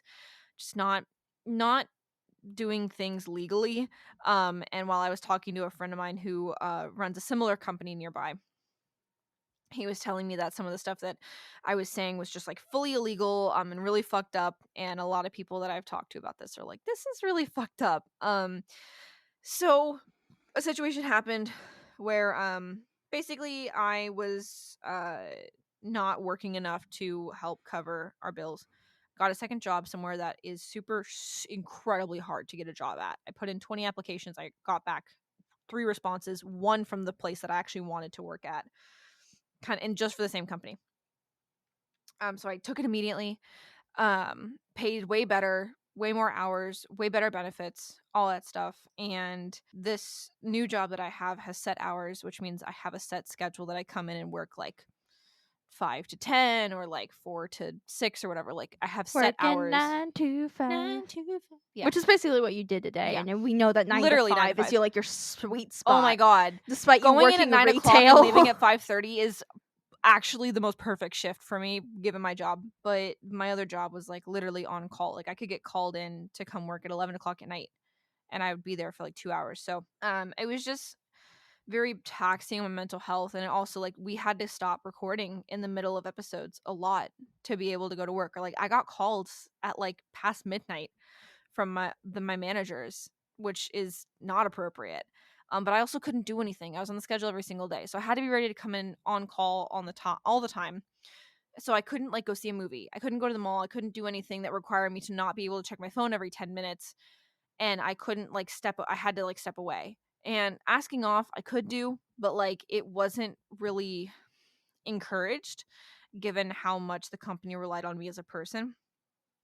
Anyway, so I got a second job and they didn't want to work with me on it at all. And they were basically just like, we want you to have us be the priority, which having anyone who's worked on call knows that having a company that's 100% on call, by the way, I wasn't getting a base pay or anything per day for being on call. I only got paid for the times that I was at the building working, which you're supposed to get a base pay of 4 hours, I think, if you work on call, right? 4 hours, something like that. Something like you're either supposed to get a base pay of like a certain amount of hours per day that you're on Or call, they can't or if they heavily restrict what you can do, which they didn't technically heavily restrict, but they emotionally heavily restricted everything, then you're supposed to get a base pay of 4 hours if you can't do anything with your day.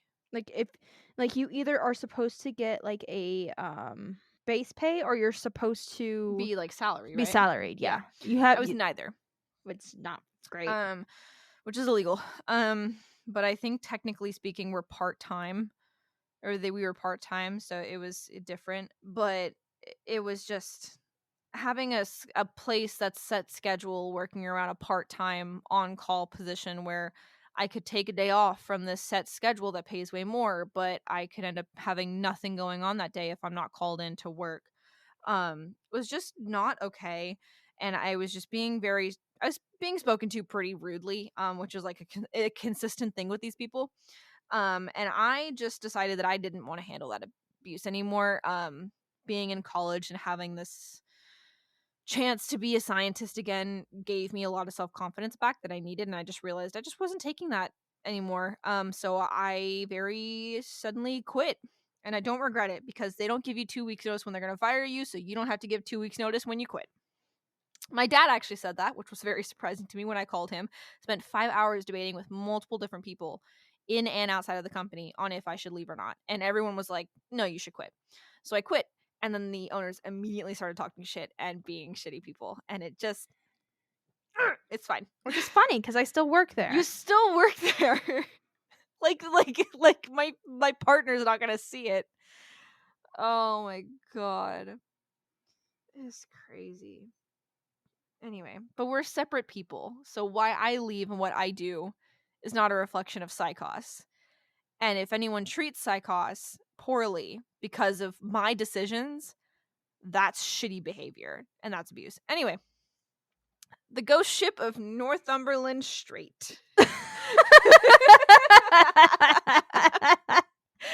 A hell of a fucking transition. Dear God.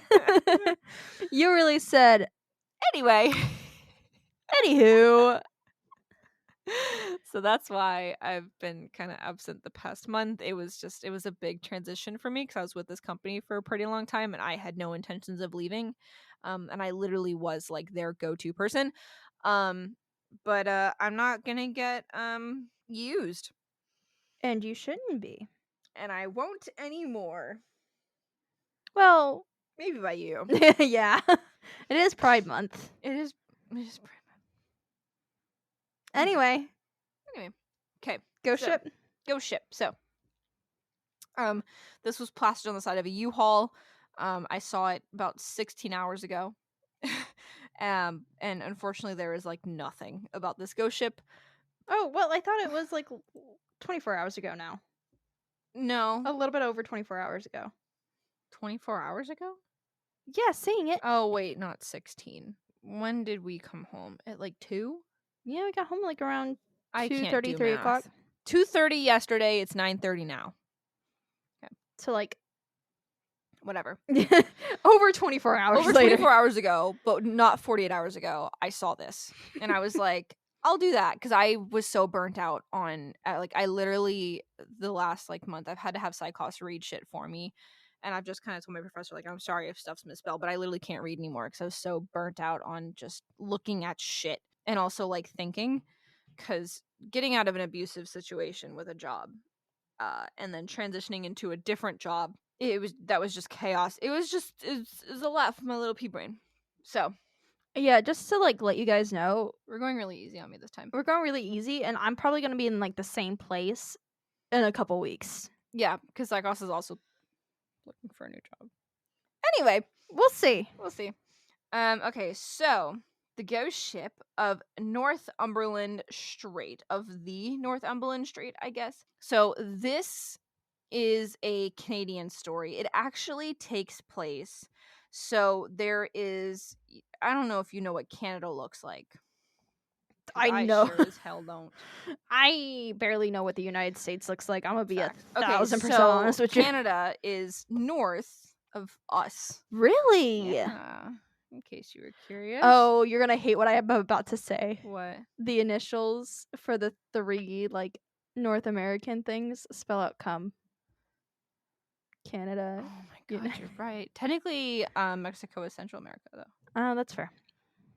There's also way more stuff in Central America than Mexico. What do we got down here? Guatemala, Nicaragua, Costa Rica, Panama, Belize, Honduras. Well, technically Costa Rica's... No, that's Puerto Rico. Never mind. Ignore me. Yeah?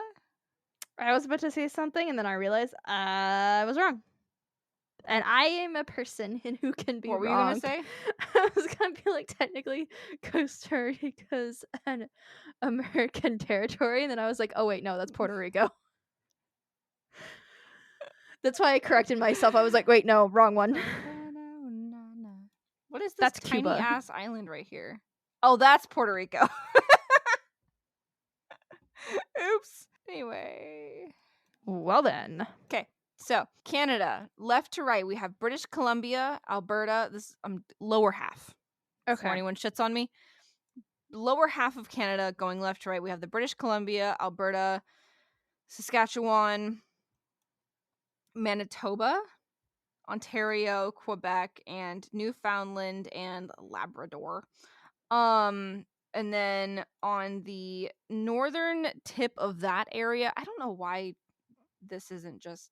Well, okay, that's weird. I actually didn't know that was a thing. On the rest of the stretch of that area, we've got New Brunswick, Nova Scotia. I know what you know Nova Scotia is. Newfoundland, and then we also have Prince Edward Island and whatever the fuck this island is right here. Anticosti Island. Your guess is as good as mine. Whatever. And then on the northern end, because there's just like a straight line between Canada, we've got Alaska, which is a U.S. territory. We've got the Yukon territory. Alaska is a U.S. state. Territory and state? I don't give a shit. Okay, it belongs to the U.S. Territory, I'm just using that as it belongs to the U.S. I understand territory is a different situation. It's a land that is of the U.S. It's a U.S. state. I know that. But it belongs to the U.S. I'm using territory as the placeholder for the word land or place. Can you fix that? What?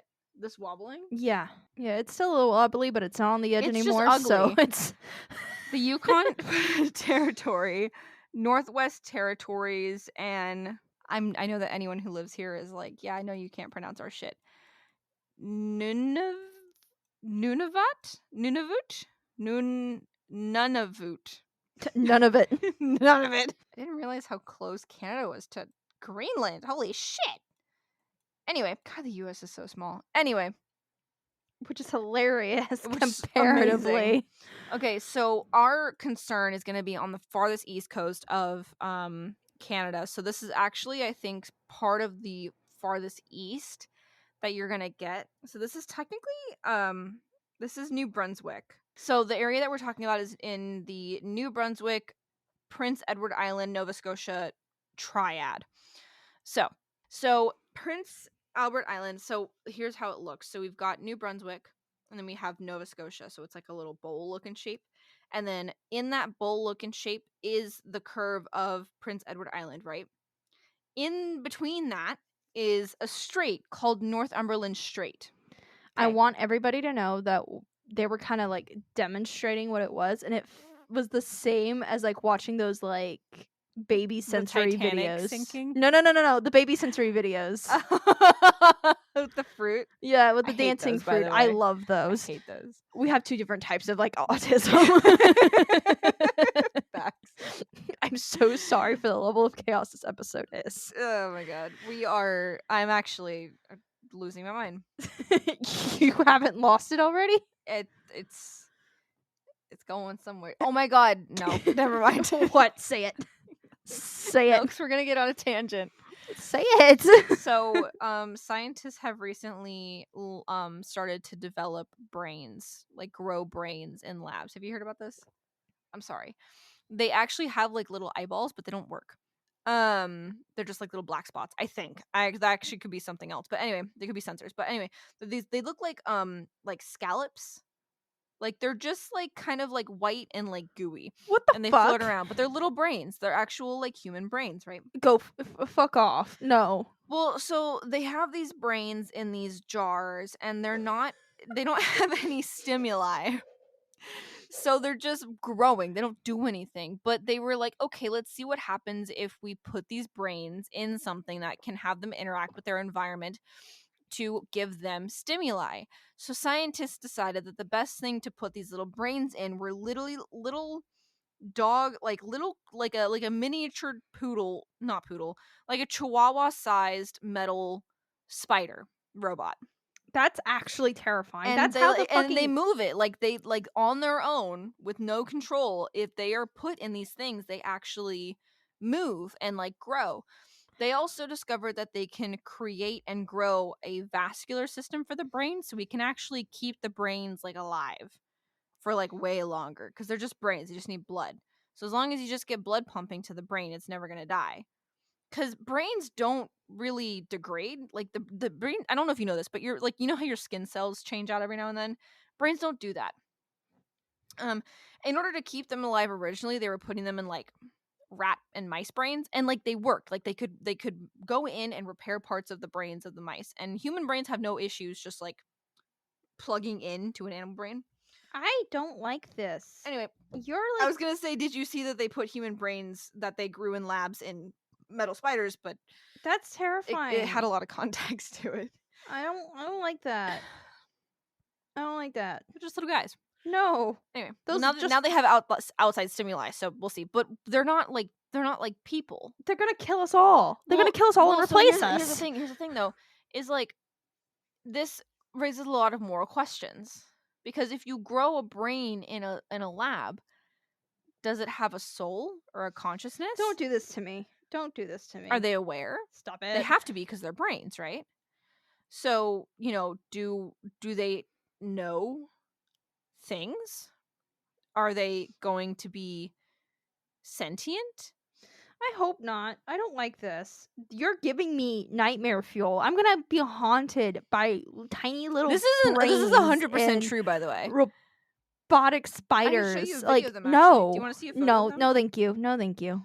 No, thank you. No, thank you. No, thank you. Okay, anyway. Can I get my fucking story, please? I'm so sorry. Hey, no. It took me forever. Now just you're to get doing it back. to me. Yeah. And now I want chippies and I can't. Oh my god. I came up with a name for it yesterday. I was asking Psychos if I love French onion dip and Ruffles regular original chips, by the way. And so I was like, can I have my chippy dippy? Anyway, You can't I have haven't your even gotten to my bullet points yet. Okay, Suffer. so Northumberland Strait. It's on the north coast of New Brunswick and Nova Scotia, right, which is Canada. Yeah. So, this story is it's a Canadian ghost story, shocker. And it is about a ghost ship that appears in the Northumberland Strait, and it is said to be on fire. Just on fire. Oh, so that explains why the The photo had the ship on fire, yeah. okay. So in the story, not in the story.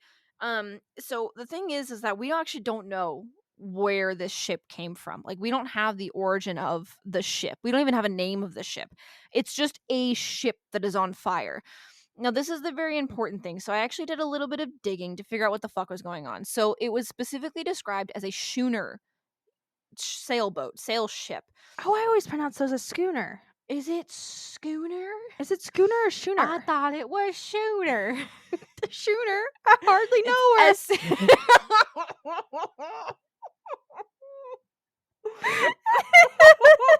sorry. Woo! All right. Fair enough. I'm so sorry. We've been watching a little too much Curtis. I see.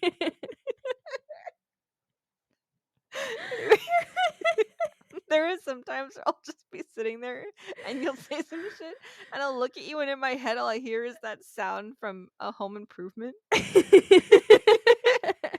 of Curtis Connor. Anyway. I'm sorry.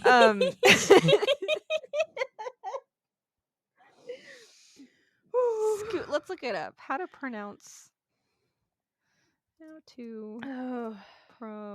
How to make insulin at home. That's illegal. No. Schooner. It's schooner. Oh, okay. I'm sorry. How does it feel to be wrong? I'm used to it. Okay, a schooner. Okay, so it's a schooner is what it is. Now, it's just okay. So I'm gonna say words and then I'm gonna explain them. So for people who know boats, it is sometimes described as a square rigger, but it is also sometimes and typically described as a topsail schooner. This ship is typically depicted with 3 or 4 masts and white sails, pure white sails. Now, what the fuck is a schooner? I'm so glad you asked. A schooner is a type of boat, but it's a type of boat that is described by its rig. So the way that the sails are set up and the way that they are angled and the way that the like ropes and everything are tied in a certain way, the way the masts are spaced out. Yeah. That's the rig of the ship. Okay. So this a schooner is a fore and aft rig. Now the rig means the equipment with the masts and all that stuff on 2 or more masts. Now, fore and aft, it took me fucking forever to figure out what this means. Doesn't fore mean like front and aft mean back? So a fore and aft rig is when the sails are set to be I looked up like 50 different things for this, so let me get through it. Fore and aft rig is when the sails are set along the line of the keel instead of perpendicular. So if you ever look at an old boat, and you'll notice that in drawings or like older boats that you see, there's this one long beam of wood that goes right on the bottom of the boat, in the middle of the boat, up to the front and back end of the boat, right? Yeah. That's the keel of a boat. Now, traditionally, the keel was actually the first thing made on a boat, and that was like laying the keel. That's like the beginning of the boat process, and the rest of the boat was built around the keel. Yeah, that's what they did for the Titanic. Yes, that is not a thing anymore. Damn the it. keel and the hull of the boat are typically made separately and then kind of together at the same time. The keel isn't really a thing anymore. It's usually just where the hull meets. It's not like a set piece of wood anymore, but it typically was. So what it means is that the keel runs from the front to the back of the boat, right down the center of the boat, right? Yeah. So a fore and aft sail rig is going to have the sails running basically long ways down the boat instead of being like flat. So if you're standing on the boat and you're standing at the back of the boat and you're looking towards the front of the boat, if the sails are like flat in front of you like a TV screen, that is a square rig, I believe. If it is turned so that it's like thin, so you're looking down the boat and the sails aren't flat to you, they're like thin to you, Mm-hmm. that is fore and aft. So it's long ways versus like short ways, right? Yeah, and so like It's okay, so like if this is gonna make very weird sense. Fore and aft is hot dog style. Square rig is hamburger style no, on the boat. what I was thinking was square are the pirate ships from Pirates of the Caribbean, and A is- schooner would be like Moana's boat. oh, I was thinking like whenever you draw a boat in like Yeah, kindergarten. like a sailboat, and it's like 2D, and so you just draw like the triangular sail. Yeah. That's a schooner. Yeah, That's a schooner. that's No, how I was that's gonna literally a describe schooner. it. Yeah. So there's different types of sails that a schooner can have. It depends on where the bars that hold up the sail are. There's different shapes for the sails, whatever. Schooner is typically a 2 or 3 masted ship anyway. Very importantly, they are typically European style vessels. So they were most common in the western side of the eastern hemisphere kind of boats. They're still used to this day. They're typically used for racing, I believe. They're typically very fast boats. There are some schooners that are used for cargo, but they're typically used for not like leisure, but that's kind of what they're used for racing mostly now. Okay, Okay, so a schooner. Got it? Everyone got a schooner. we got Topsail just means that it has a second sail on top of the first one at the very front of the boat. Okay. And it just, I guess the way that the sails are set makes it go faster. Probably because it's not, I don't like, it can cut, I think, better. Schooner go zoom. Schooner goes zoom. Okay, so this ship is typically seen going northeast or just north in general, I think, depending on where it's seen in the strait. It's typically seen before the northeast wind, and it's typically the warning of a bad storm about to hit. So Oh shit, we got warning. yeah, so this is an omen ship basically. So this ship is said to be going very, very fast, almost impossible speeds typically. I think people aren't used to seeing boats going fast though, because typically when we see boats, they're not going at full speed ahead. Well- Even cruise ships, you don't see a lot of ships going full speed ahead nowadays. Well, even with ships that do go kind of fast, They're not they're still moving super fast. Yeah, Yeah, they're still kind of slow compared to like people with cars or trains. It's like, but like I've been on sailboats and like in the Bahamas, and we were not going at full speed because I think we were actually on a schooner too, but we were still within the coast, so we still had to be careful of like, whatever. But these boats move pretty quickly, and they're not super massive boats, but this boat is a full like a cargo boat. It's the same kind of boats that were used during the slave trade. Fun fact. oh, Not so fun fact. It was the boats that they would use to transport slaves over. So anyway, lovely. saw that in my research. Okay, so typically this ship is seen with it's just fully ablaze. So either just the sails will be on fire, or the whole ship will be on fire, or the rigging will be on fire. So the ropes, the sails, or just the whole ship will be on fire. Typically, you'll also see the crew running back and forth trying to put out the fire. You'll see people jumping overboard. Also, it's said that at some point someone saw a dog on board, No, just trying to put out the fire. It typically is spotted between like spring and fall time, so like end of summer, fall time. which is But usually where a lot of storms happen, right? yes, but it also has appeared in the dead of winter when this strait is completely frozen over.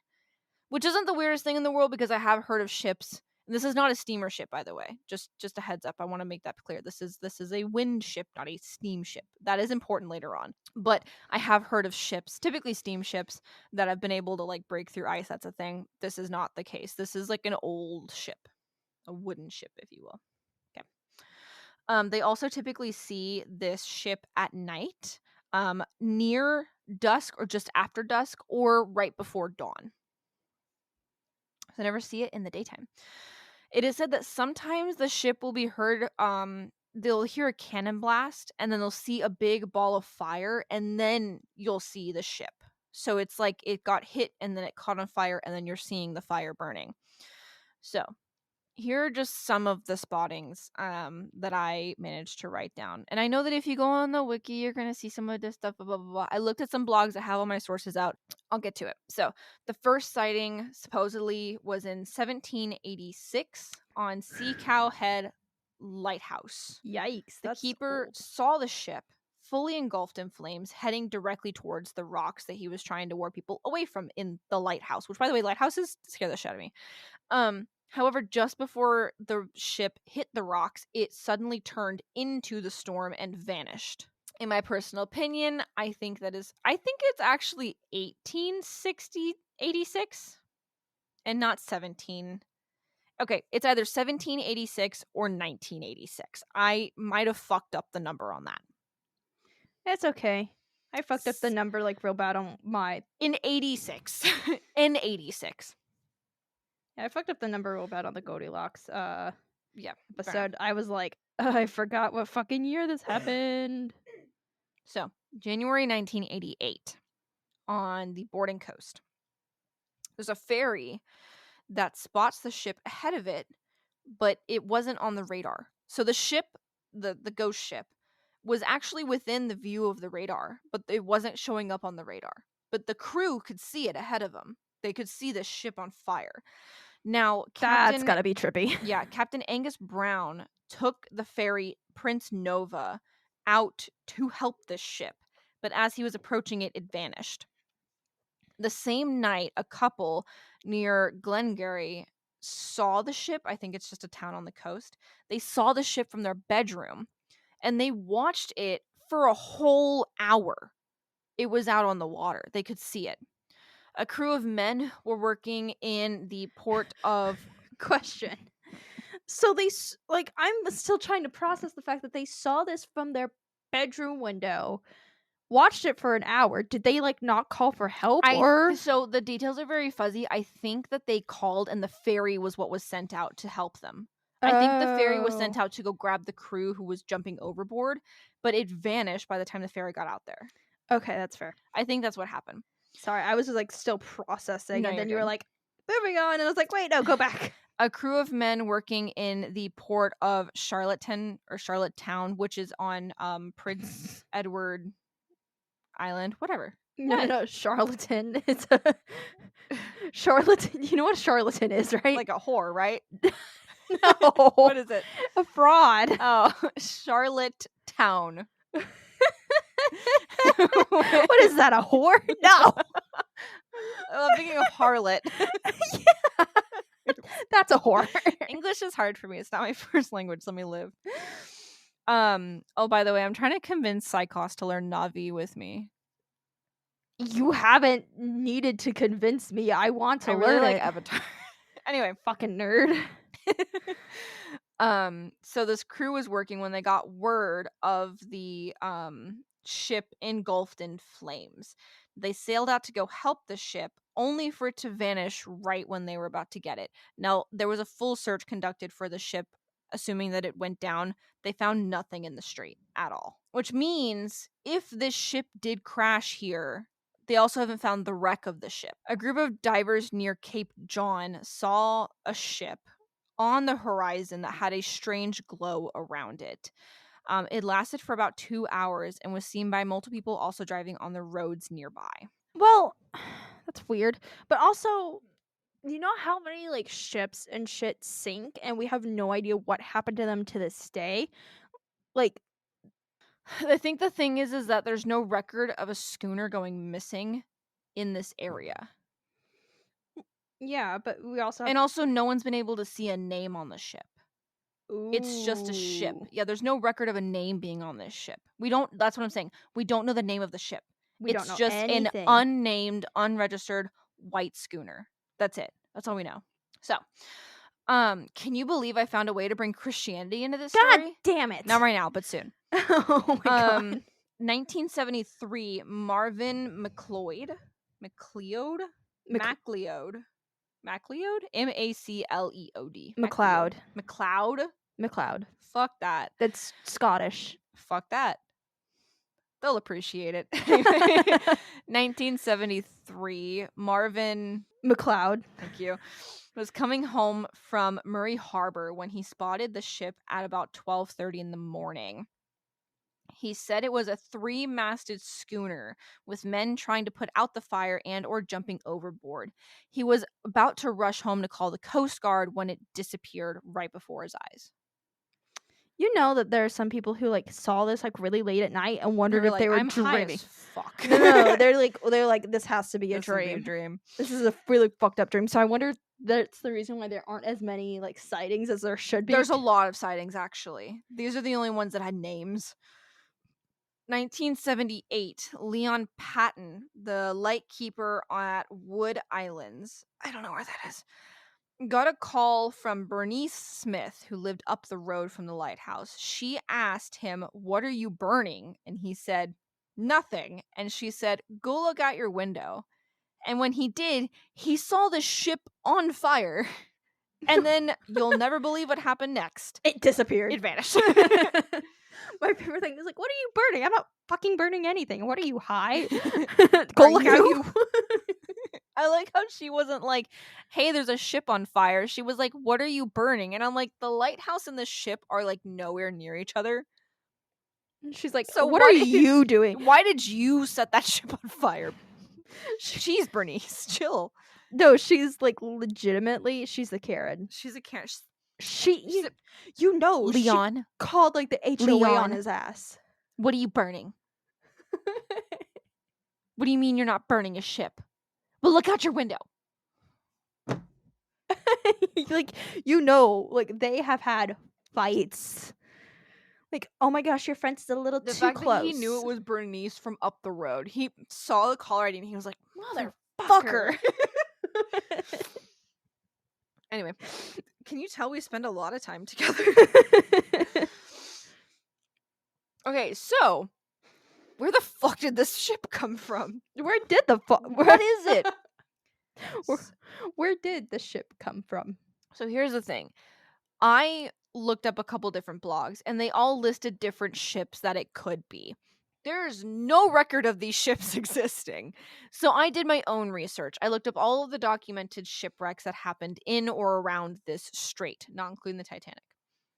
There is no record of any kind of schooner sinking or burning, anything like that in this area. Every single ship that we have documented that has sank in this strait was a steamship, typically a World War I or II ship, like military ships or in submarines.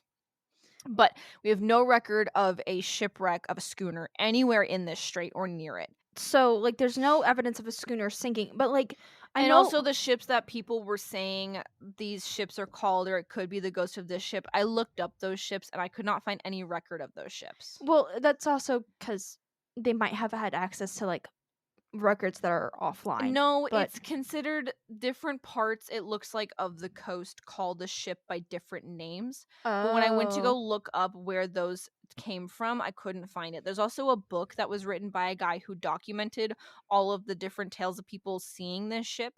And it looks like it's a reference book in some Canadian libraries, but I could not get my hands on it. Yeah, it's we're not impossible. Canadian. Well, also, like, you can't find it online. I found a sample of it, but I wasn't able to buy it. I would have bought it, but I couldn't find it. But I also wonder if it's just because records back when like schooners were a thing were like fucking non-existent. Schooners have been consistently used. That's They've the thing. been Steamships are only really used for like long travel. Yeah, I or mean, like certain cargo things, but like there are people who still make like that sailboat that I went on. They sail that trail all the way from Scotland all the way down to the Bahamas. They make that trip twice a year back and forth on a sailboat that is literally like 30 feet wide. well, what I meant was like when schooners were like popular and popularly used, because like granted, I think the only times that they're used anymore are for like Rich people. No, actually, you'd be surprised. Okay, A well, lot of ships nowadays are still classic sailing ships. There's still an active pirate ship, like an old ship that's like 200 years old that still goes out on rescue missions. There was an article about it recently. It sailed out of England, I think. nice. Like, these ships are still in use, and they're still very sturdy ships. They're considered very sturdy compared to, like, modern ships. Probably. You know, all that technical shit. Okay, so so it could be a modern ship, it could not be, but, like, But the sightings are going back about 200 years. which would mean around that time, though, records weren't always kept. Yeah. Like, if a ship sank, literally all a ship would do is just go missing, and they would have no way to know where it went missing, where it sank, or any of it. They just know it just fucking disappeared off the face of the earth. But the thing is that it's been so long, especially in this strait, I really don't think that it would have been a ship that would have been making that long trip across the ocean.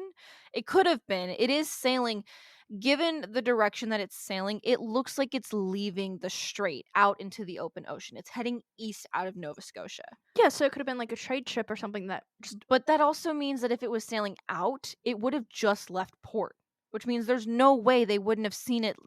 Because if it was a ship that was leaving anywhere, New Brunswick, anywhere in that Gulf of St. Lawrence, I think it is. Yeah, if it was leaving the Gulf of St. Lawrence and heading out into the open ocean, that means that it would have been sailing out of port, which means there's no way that a ship went from its port, didn't even make it out of the strait, which, by the way, they didn't need to go through the strait, but whatever. You can go out north of the island and still make it out. So it had to have been sailing somewhere where it would have been more cost effective to go through the strait than over the island. So it had to have been sailing out of port to go to open ocean, and it caught fire at some point and didn't even make it out of the Gulf. Which means there's no way they wouldn't have had a record of that. There's just no fucking way. Even by the time it made it out of port, they would have seen it on fire. And also, if it was a battle that took place where it was shot by a cannon and caught fire, which I can't think of a reason why a cannon blast would make a ship catch on fire, but whatever. But if it was in a battle, it would have been documented because battles were heavily documented back then. So it's a weird situation, but also it's a ship that has no markings and no name. It's not flying a certain flag, it's not flying certain colors. It's got pure white sails, no flag, and no name. It's just a schooner.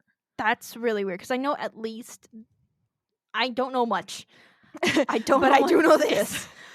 A lot of times they did fly their country's flags. Like Mhm. they at the very least had country flags, even if the name wasn't written somewhere. And usually it was written somewhere.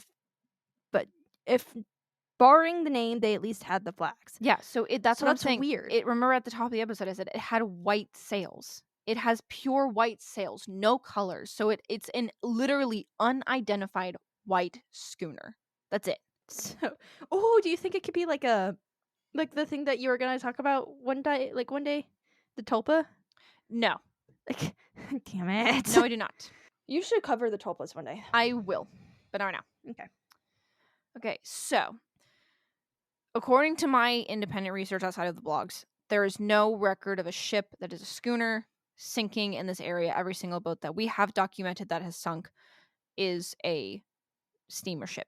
Yeah. So there is a ship that I cannot pronounce the name of. I'll spell it out for you guys if you want to write it down. It's BAIE space CHALEUR. It's French, so I'm not saying it. It's a fire ship. So I'm just going to call it the fire ship. Fuck the So French. this ship is actually a different ghost ship. It's a ghost light seen in Bathurst, New Brunswick, Canada, or in New Carlisle, Quebec. Ooh, so it could have been a French thing that carried over. Could have been. So this ship is actually, it's again a ghost ship, but it looks like when you see it, an arc of light. And it's usually seen right before a storm. So it's a similar style of omen. It's on fire, but it's a 3-mast galley. Now I'll explain to you what that means.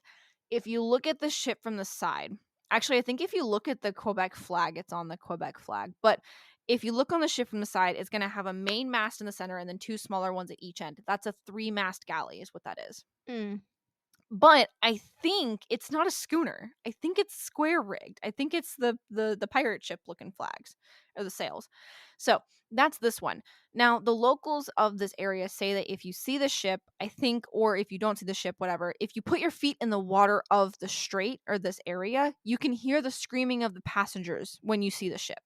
You can hear them screaming. That's actually terrifying. Fuck Yes. that. However, this ship is most frequently seen on hot summer nights, which would make sense if it was like dry lightning or something like that. Ooh, that's true. That's true. Now, And what you hear isn't screaming. it's the electricity. Yeah. So, That's your ass about to get heat electrocuted. lightning. It's called heat lightning. Get your feet out the water, you dumb I'm so bitch. glad you brought that up, actually. That genuinely leads me into my next point. What people think that this could be is not some random schooner like ghost. It's an actual schooner that's sailing through this area with something called St. Elmo's light or St. Elmo's fire. Ooh. So, St. Elmo's fire, also known as witch fire or witch's fire. Now, this is a weather phenomenon that happens when plasma illuminates and creates a corona discharge from a rod-like object. This phenomenon was named after Saint Elmo, I think, or it's like Saint Elemus or something like that. Anyway, he's a patron saint of sailors. Now, it's Erasmus is what his name is. Now, he is a saint of sailors. In a weird way, I don't understand what the fuck's going on with Christians when they make up with this shit. Oh, it's not Christians. It's Catholicism. I don't understand Catholics. So he is said to have kept preaching after lightning struck next to him. And since pirates and sailors typically deal with storms and lightning, he was made the patron saint of sailors. So they thought that St. Elmo's fire was actually a good omen, but it's actually a weather phenomenon that happens a lot, and it happens a lot on planes specifically. So the way that it works is if you're on so I'm going to explain it on a plane. It's the same shit for when you're on a boat. So say you're on a plane and you're flying under a storm or through a storm, right? If you are the way that it kind of works, so if anyone doesn't know what electricity is the movement of, I believe, electricity. It's the movement of a charge from one thing to another. So, like, when you rub something really quickly and then you touch something and it shocks you, right? Yeah. What you're doing is you're rubbing off a bunch of particles, basically, but like electrically charged particles. You And know what? You know what me and my little brother used to do? What? We would get on the carpet with our socks on, rub walk around like shuffling our feet with the lights off, and our mom taught us to do this. We would walk around shuffling our feet with the lights off, and then once we felt that we were good and ready, we would touch and we would shock each other, but because it was dark, you could kind of see the blue light. Yes. So that's lightning. That's like really cool. So that's lightning. So basically, what happens is when a plane when a plane flies through a storm, the plane is actually negatively charged. The storm is positively charged. So what's going to happen is there's going to be a jumping of electrons from one thing to another. So, like, have you ever seen lightning in slow motion? Yes. Do you know how the lightning is? If you ever see it in slow motion, it's actually branching upwards. Yeah, It's it's because going it's from the the earth. electricity going from Earth to the storm Yeah. to transfer that charge. The same thing, but with a plane. Same thing with a boat. So what's happening is the plane has a certain charge, and it's gonna have the opposite charge of the storm. So what St. Elmo's light does is it actually causes this like energy charge to build up on the plane itself. And inside, if you're in the plane and you're looking outside of the plane through the window, what it'll actually look like on the inside is a glow, like a green or purple glow around the window. You also see it at the end of the wings of a plane.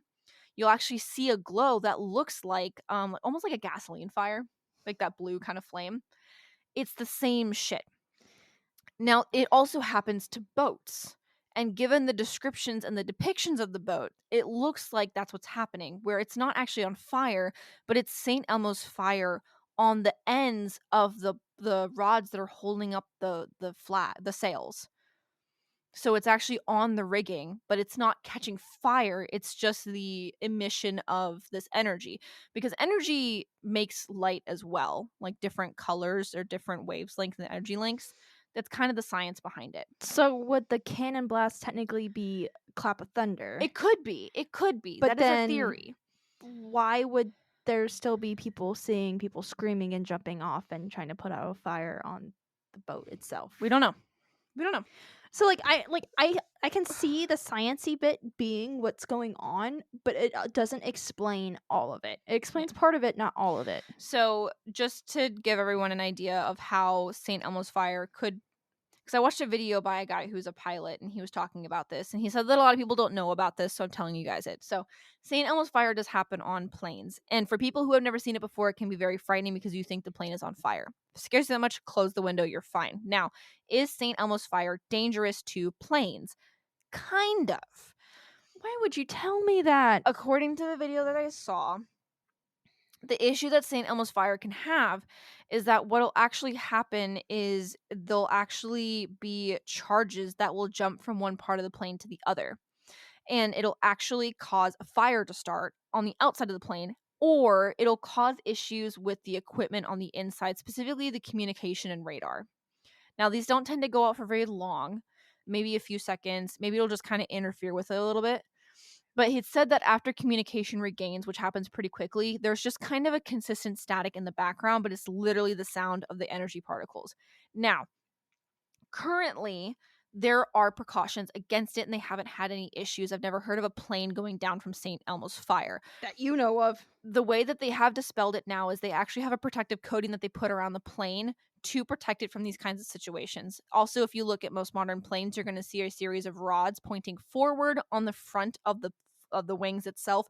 Those are actually the rods that dispel St. Elmo's fire, the electricity off of it. Those get replaced pretty often as they get burned up by the electricity, and it really only becomes a problem if you're flying through a storm or right before a storm when the energy is starting to get charged up from a storm. You know how you can smell a storm? You can also feel a storm. If you can feel the energy and the electricity kind of building up or changing, it's the same thing. So when you mentioned that if you feel staticky and whatever right before lightning strikes, that's the precursor to St. Elmo's fire. That's what that is. That's what you're feeling. You're basically becoming an energy rod. That's kind of the same thing. People believe that that might be what is going on with this ship. However, it doesn't account for the fact that it is the exact same kind of schooner, the same description, no colors, no flag, no name, same mast style, roughly same mast style. There is some different ideas between a screw rigger, topsail schooner, 3 to 4 masts. It changes, but the fact that they all have white sails is very odd with no names. At some point, they're gonna have a ship with a fucking color on it. But anyway, that is the story of the ghost ship of Northumberland. You must be fun at parties. Hey, No, because I love you, and you're like, here's the story of the ghost ship. Actually, here's a bunch of science. I'm sorry. No, it's great. No, don't apologize. There was another theory too that people think it could be like an illusion of fog on the ocean, and I was like, shut the fuck up. I have never looked at fog on the ocean and been like, oh my god, I can see a ship on fire with people and a dog jumping overboard. I mean, I don't think St. Elmo's fire can make you see people and a dog jumping overboard off a ship that's on fire, but Agree to disagree, I guess. Now, the thing is it weird? Yes, it's weird. Do I think it's true? I don't know. I mean, you have I'm not against the idea of ghosts, but there's no record of it. I like the idea of it, I do, but I feel like if we were going to see ghost ships, we would see more ghost ships. I think, personally, it's just a schooner going through the water, or just a legend that's passed around the town that no one actually takes seriously, but it's a tale told by sailors. to basically say, oh, a storm's coming. Oh, well, you couldn't possibly know a storm's coming. Well, I know it's coming because I saw the ghost ship. So if you won't believe me, believe the ghost ship. It could just be bullshit that sailors tell. Sailors, they go crazy out there on the waters. I think they just kind of make shit up for funsies sometimes. I'm not saying this is, all sailors being crazy, but to me, it's weird that a ship would be sailing out of port and not have a record of it going down if it caught on fire before it even left the Gulf of St. Lawrence. That's weird to me. I don't know that, and they also haven't found any evidence of a wreck in this strait, but multiple ships have gone down in this area before. So if they were looking for another ship, they could have easily stumbled upon the wrong wreck. Also, a side note for anyone who wants to be an asshole about it, in my notes, the very last link that I have linked for you all is actually a link that goes to the Nova Scotia Shipwreck Mapping Project. It is a project where they're taking photos of and 3D replicating shipwrecks that they have witnessed and documented in and around Nova Scotia. There's a bunch of different maps. There's a bunch of different types of ships that you can go down and look at. But it's legitimately a 3D image of the wreck itself. You can look at it from the top, the side, whatever. Now they're still working on it. I think it's super cool. I wanted to mention it to you guys. Again, they're still working on it. I think it literally just started recently. But if anyone is interested, there is that. I think it's super cool. There's a maritime museum there as well in Nova Scotia that is super cool. That is there too. So if anyone wants to do their own independent research to try and figure out what this ship is, it is a 3 to 4 mast white sailed schooner. So, and it was seen beginning around 200 years ago. So whatever the standard size for a schooner back then, it was probably that. They're documenting shipwrecks. I don't think they have all of them mapped out, or they don't have them all categorized to figure out what these ships are. Some of them are just random shipwrecks that they found, but there's that for you. Also, all of my links for all the evidence, or not evidence, but all the stuff that I use outside of like basic wiki is in my notes. So that is the story of the ghost ship of Northumberland Strait. And yes, I'm very fun at parties. If I went to them. But I don't. I think it's rather interesting. I also find it fun. This is why people don't want me to do ghost stories, because I bring science into it. And everyone's like, no, I want to believe in the ghosts. I'm like, you can believe in the ghosts, but sometimes science is just right. And also, sometimes science doesn't have an explanation. And that's okay too. That's the whole point of everything. Science is meant to be disproved. If you disprove a scientist, it makes them more excited because now they can find a different explanation. Mm-hmm. So if we find out that there's no fucking way it's St. Elmo's light, okay, then what is it? Then why is it happening? People are actually seeing it. We can have documented evidence of this. Well, how does it happen? If we can't prove it with science, because here's the thing. In my personal opinion, since we're talking about ghosts, and we're talking about ghosts that I actually 100% kind of think could happen, not Amityville. If we're talking about ghosts, here's the thing. All of science at one point was fake, right? To us. The idea that particles could be broken up so tiny that they could literally be microscopic, even smaller. At one point, that was outrageous to us. The idea that we could be not at the center of our solar system was outrageous to us. The idea that there was this huge universe outside of us was outrageous, So I'm not saying, do I think that ghosts exist? I don't know. I think so, yes. But I think that there is a scientific way to explain it. We just haven't gotten there with science yet. I don't think that the paranormal and science have to be separate. I think the paranormal can be science, that we haven't had enough information to fully move it over into the field of science yet. Because science is a lot of proving and disproving stuff. And unfortunately, right now, a lot of the paranormal evidence that we have for stuff is either fully fabricated for views and attention, or is so unpredictable in its variables, you can't sterilely control in a set environment, consistent environment, control environment, test paranormal activity. There's a lot of unmeasurable stuff that goes on in researching the paranormal that is not conducive with consistent science. Now, does that mean that it is the paranormal evidence fault?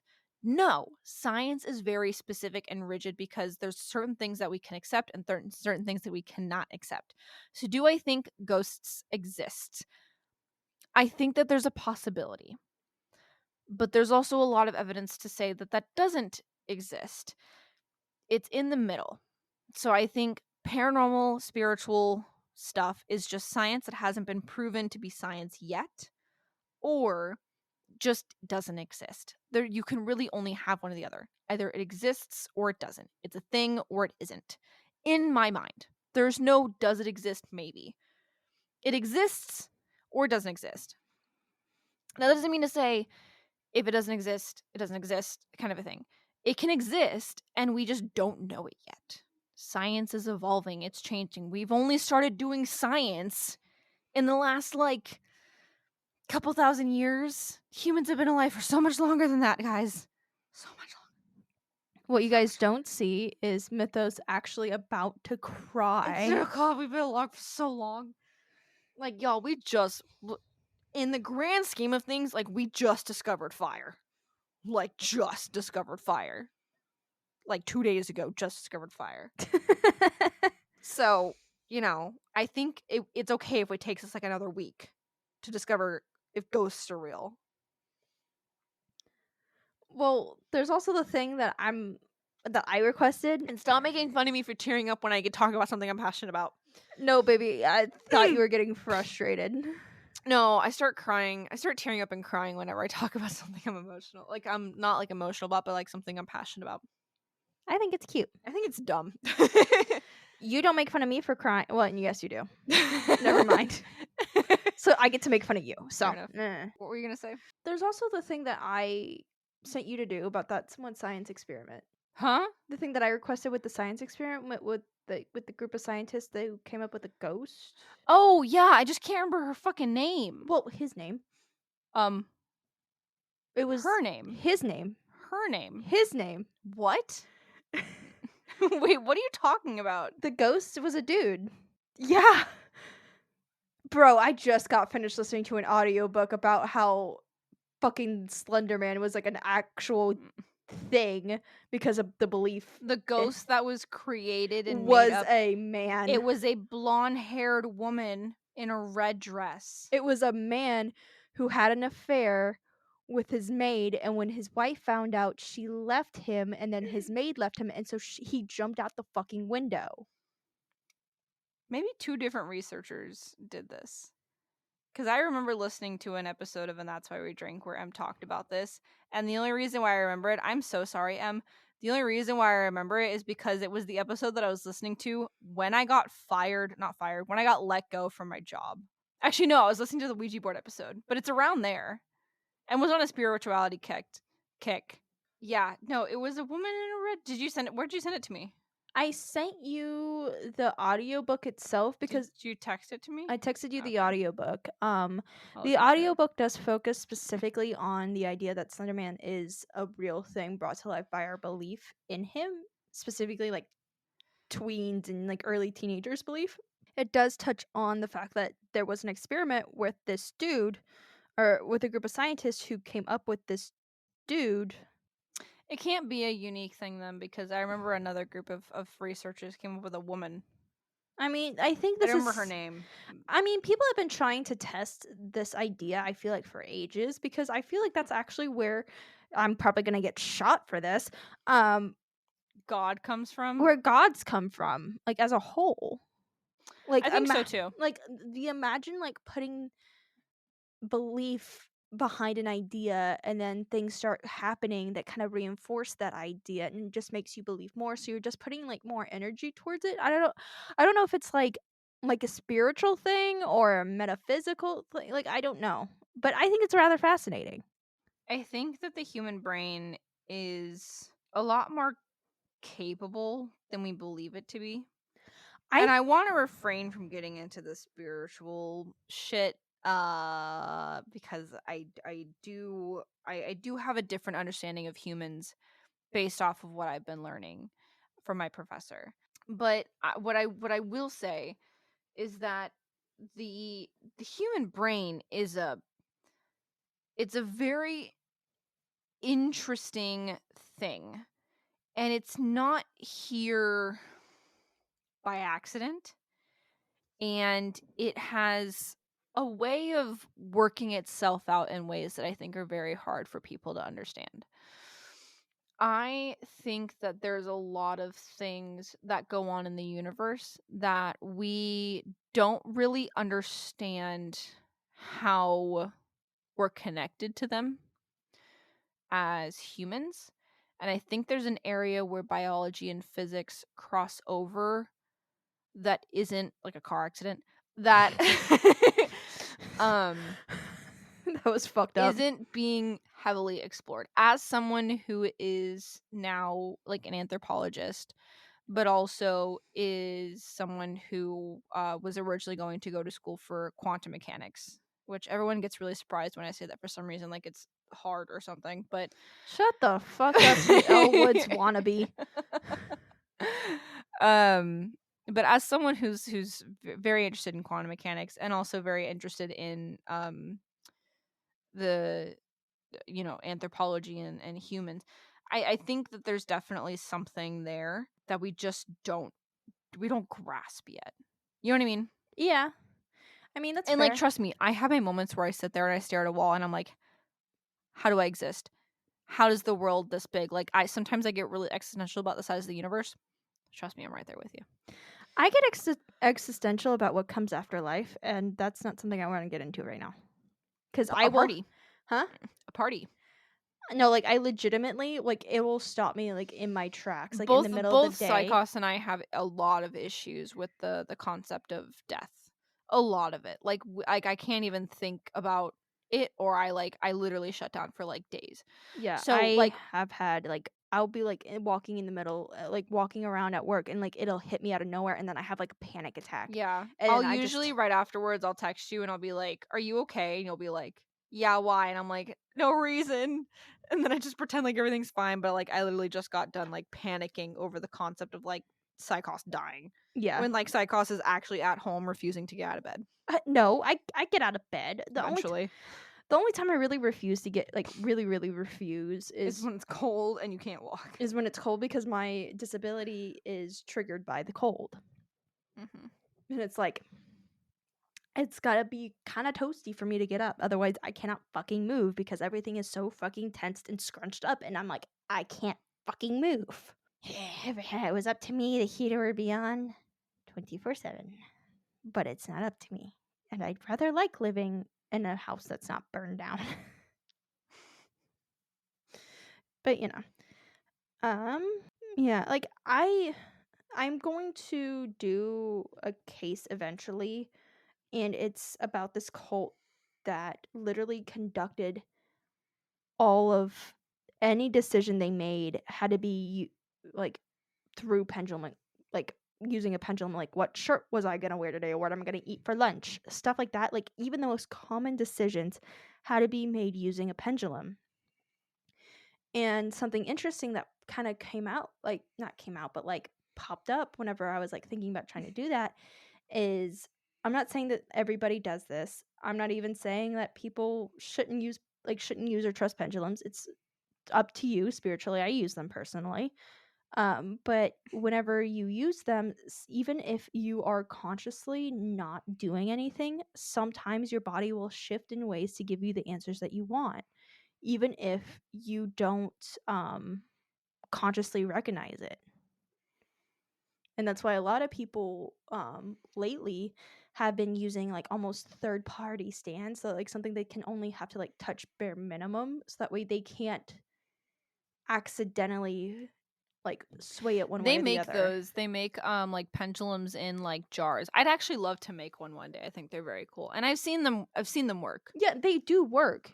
It's just And like this again, this is all coming from someone who I am very spiritually inclined. Like I have my religion, and in my religion I converse with the gods. Like that is something that does happen in my religion. Mhm. But I am also a scientist. And trust me, I sit there in my car when I'm driving. Like I was driving to get you from work the other day, and I was like driving in my car, and I was just sitting there and I'm like, what if it's all fake? What if it's all fake? Don't do that. Like I was just sitting there and I'm like, I have to hold on to the idea that it's real because it's my religion. Like I have to believe this, but also like I'm a scientist, and so it's very conflicting. But if it is all fake, woo, if it is all fake, then it's a lot of coincidences. But at the end of the day, I'm not hurting anyone else. I'm not hurting myself. I'm putting my faith in something that allows me to be comfortable doing things that I wouldn't be comfortable doing before in order to benefit my life. I am not hurting anyone or myself in the process of doing these things. And at the end of the day, if I am safe and I am happy and it is helping me better my life just by having what I believe is a third party convince me that this is okay to do, then what the fuck does it matter? You know what I mean? And if it's real, then there is so much more to the universe that we haven't discovered yet. Both I'm fine with. And those two things can exist at the same time. You can be a scientist and religious. You don't have to do one or the other. Unless Yeah. you're a Christian, then fuck you. Because every single Christian scientist is like, this is all back to God. And I'm like, is it? Oh, Is it, sir? speaking of Christians, you ready to hear my joke? Oh my god, the joke. I thought you had heard this somewhere because it was so funny and I was so giggly. We were in line. We were at there's a teriyaki place near our house that we go get sometimes. It's like stupid expensive, but oh my god, it's so good. Crab rangoons, Oh top my notch. god. And so we were getting food and the psychost delivered this amazing line. I could not stop laughing. I had to lean against a wall to hold myself up.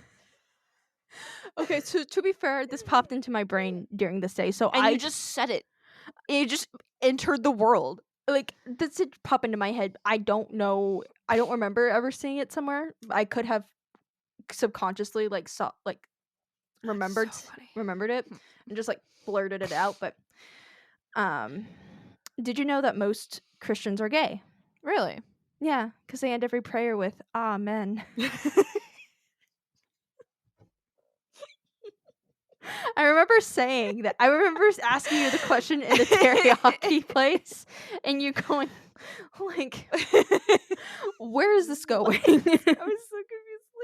Like, what were you saying? Like you're speaking words. Like, I expected you to pull out some fun statistic or something about, like, oh yeah, most men in the Christian church actually end up being gay. Like, I thought that's where you were going.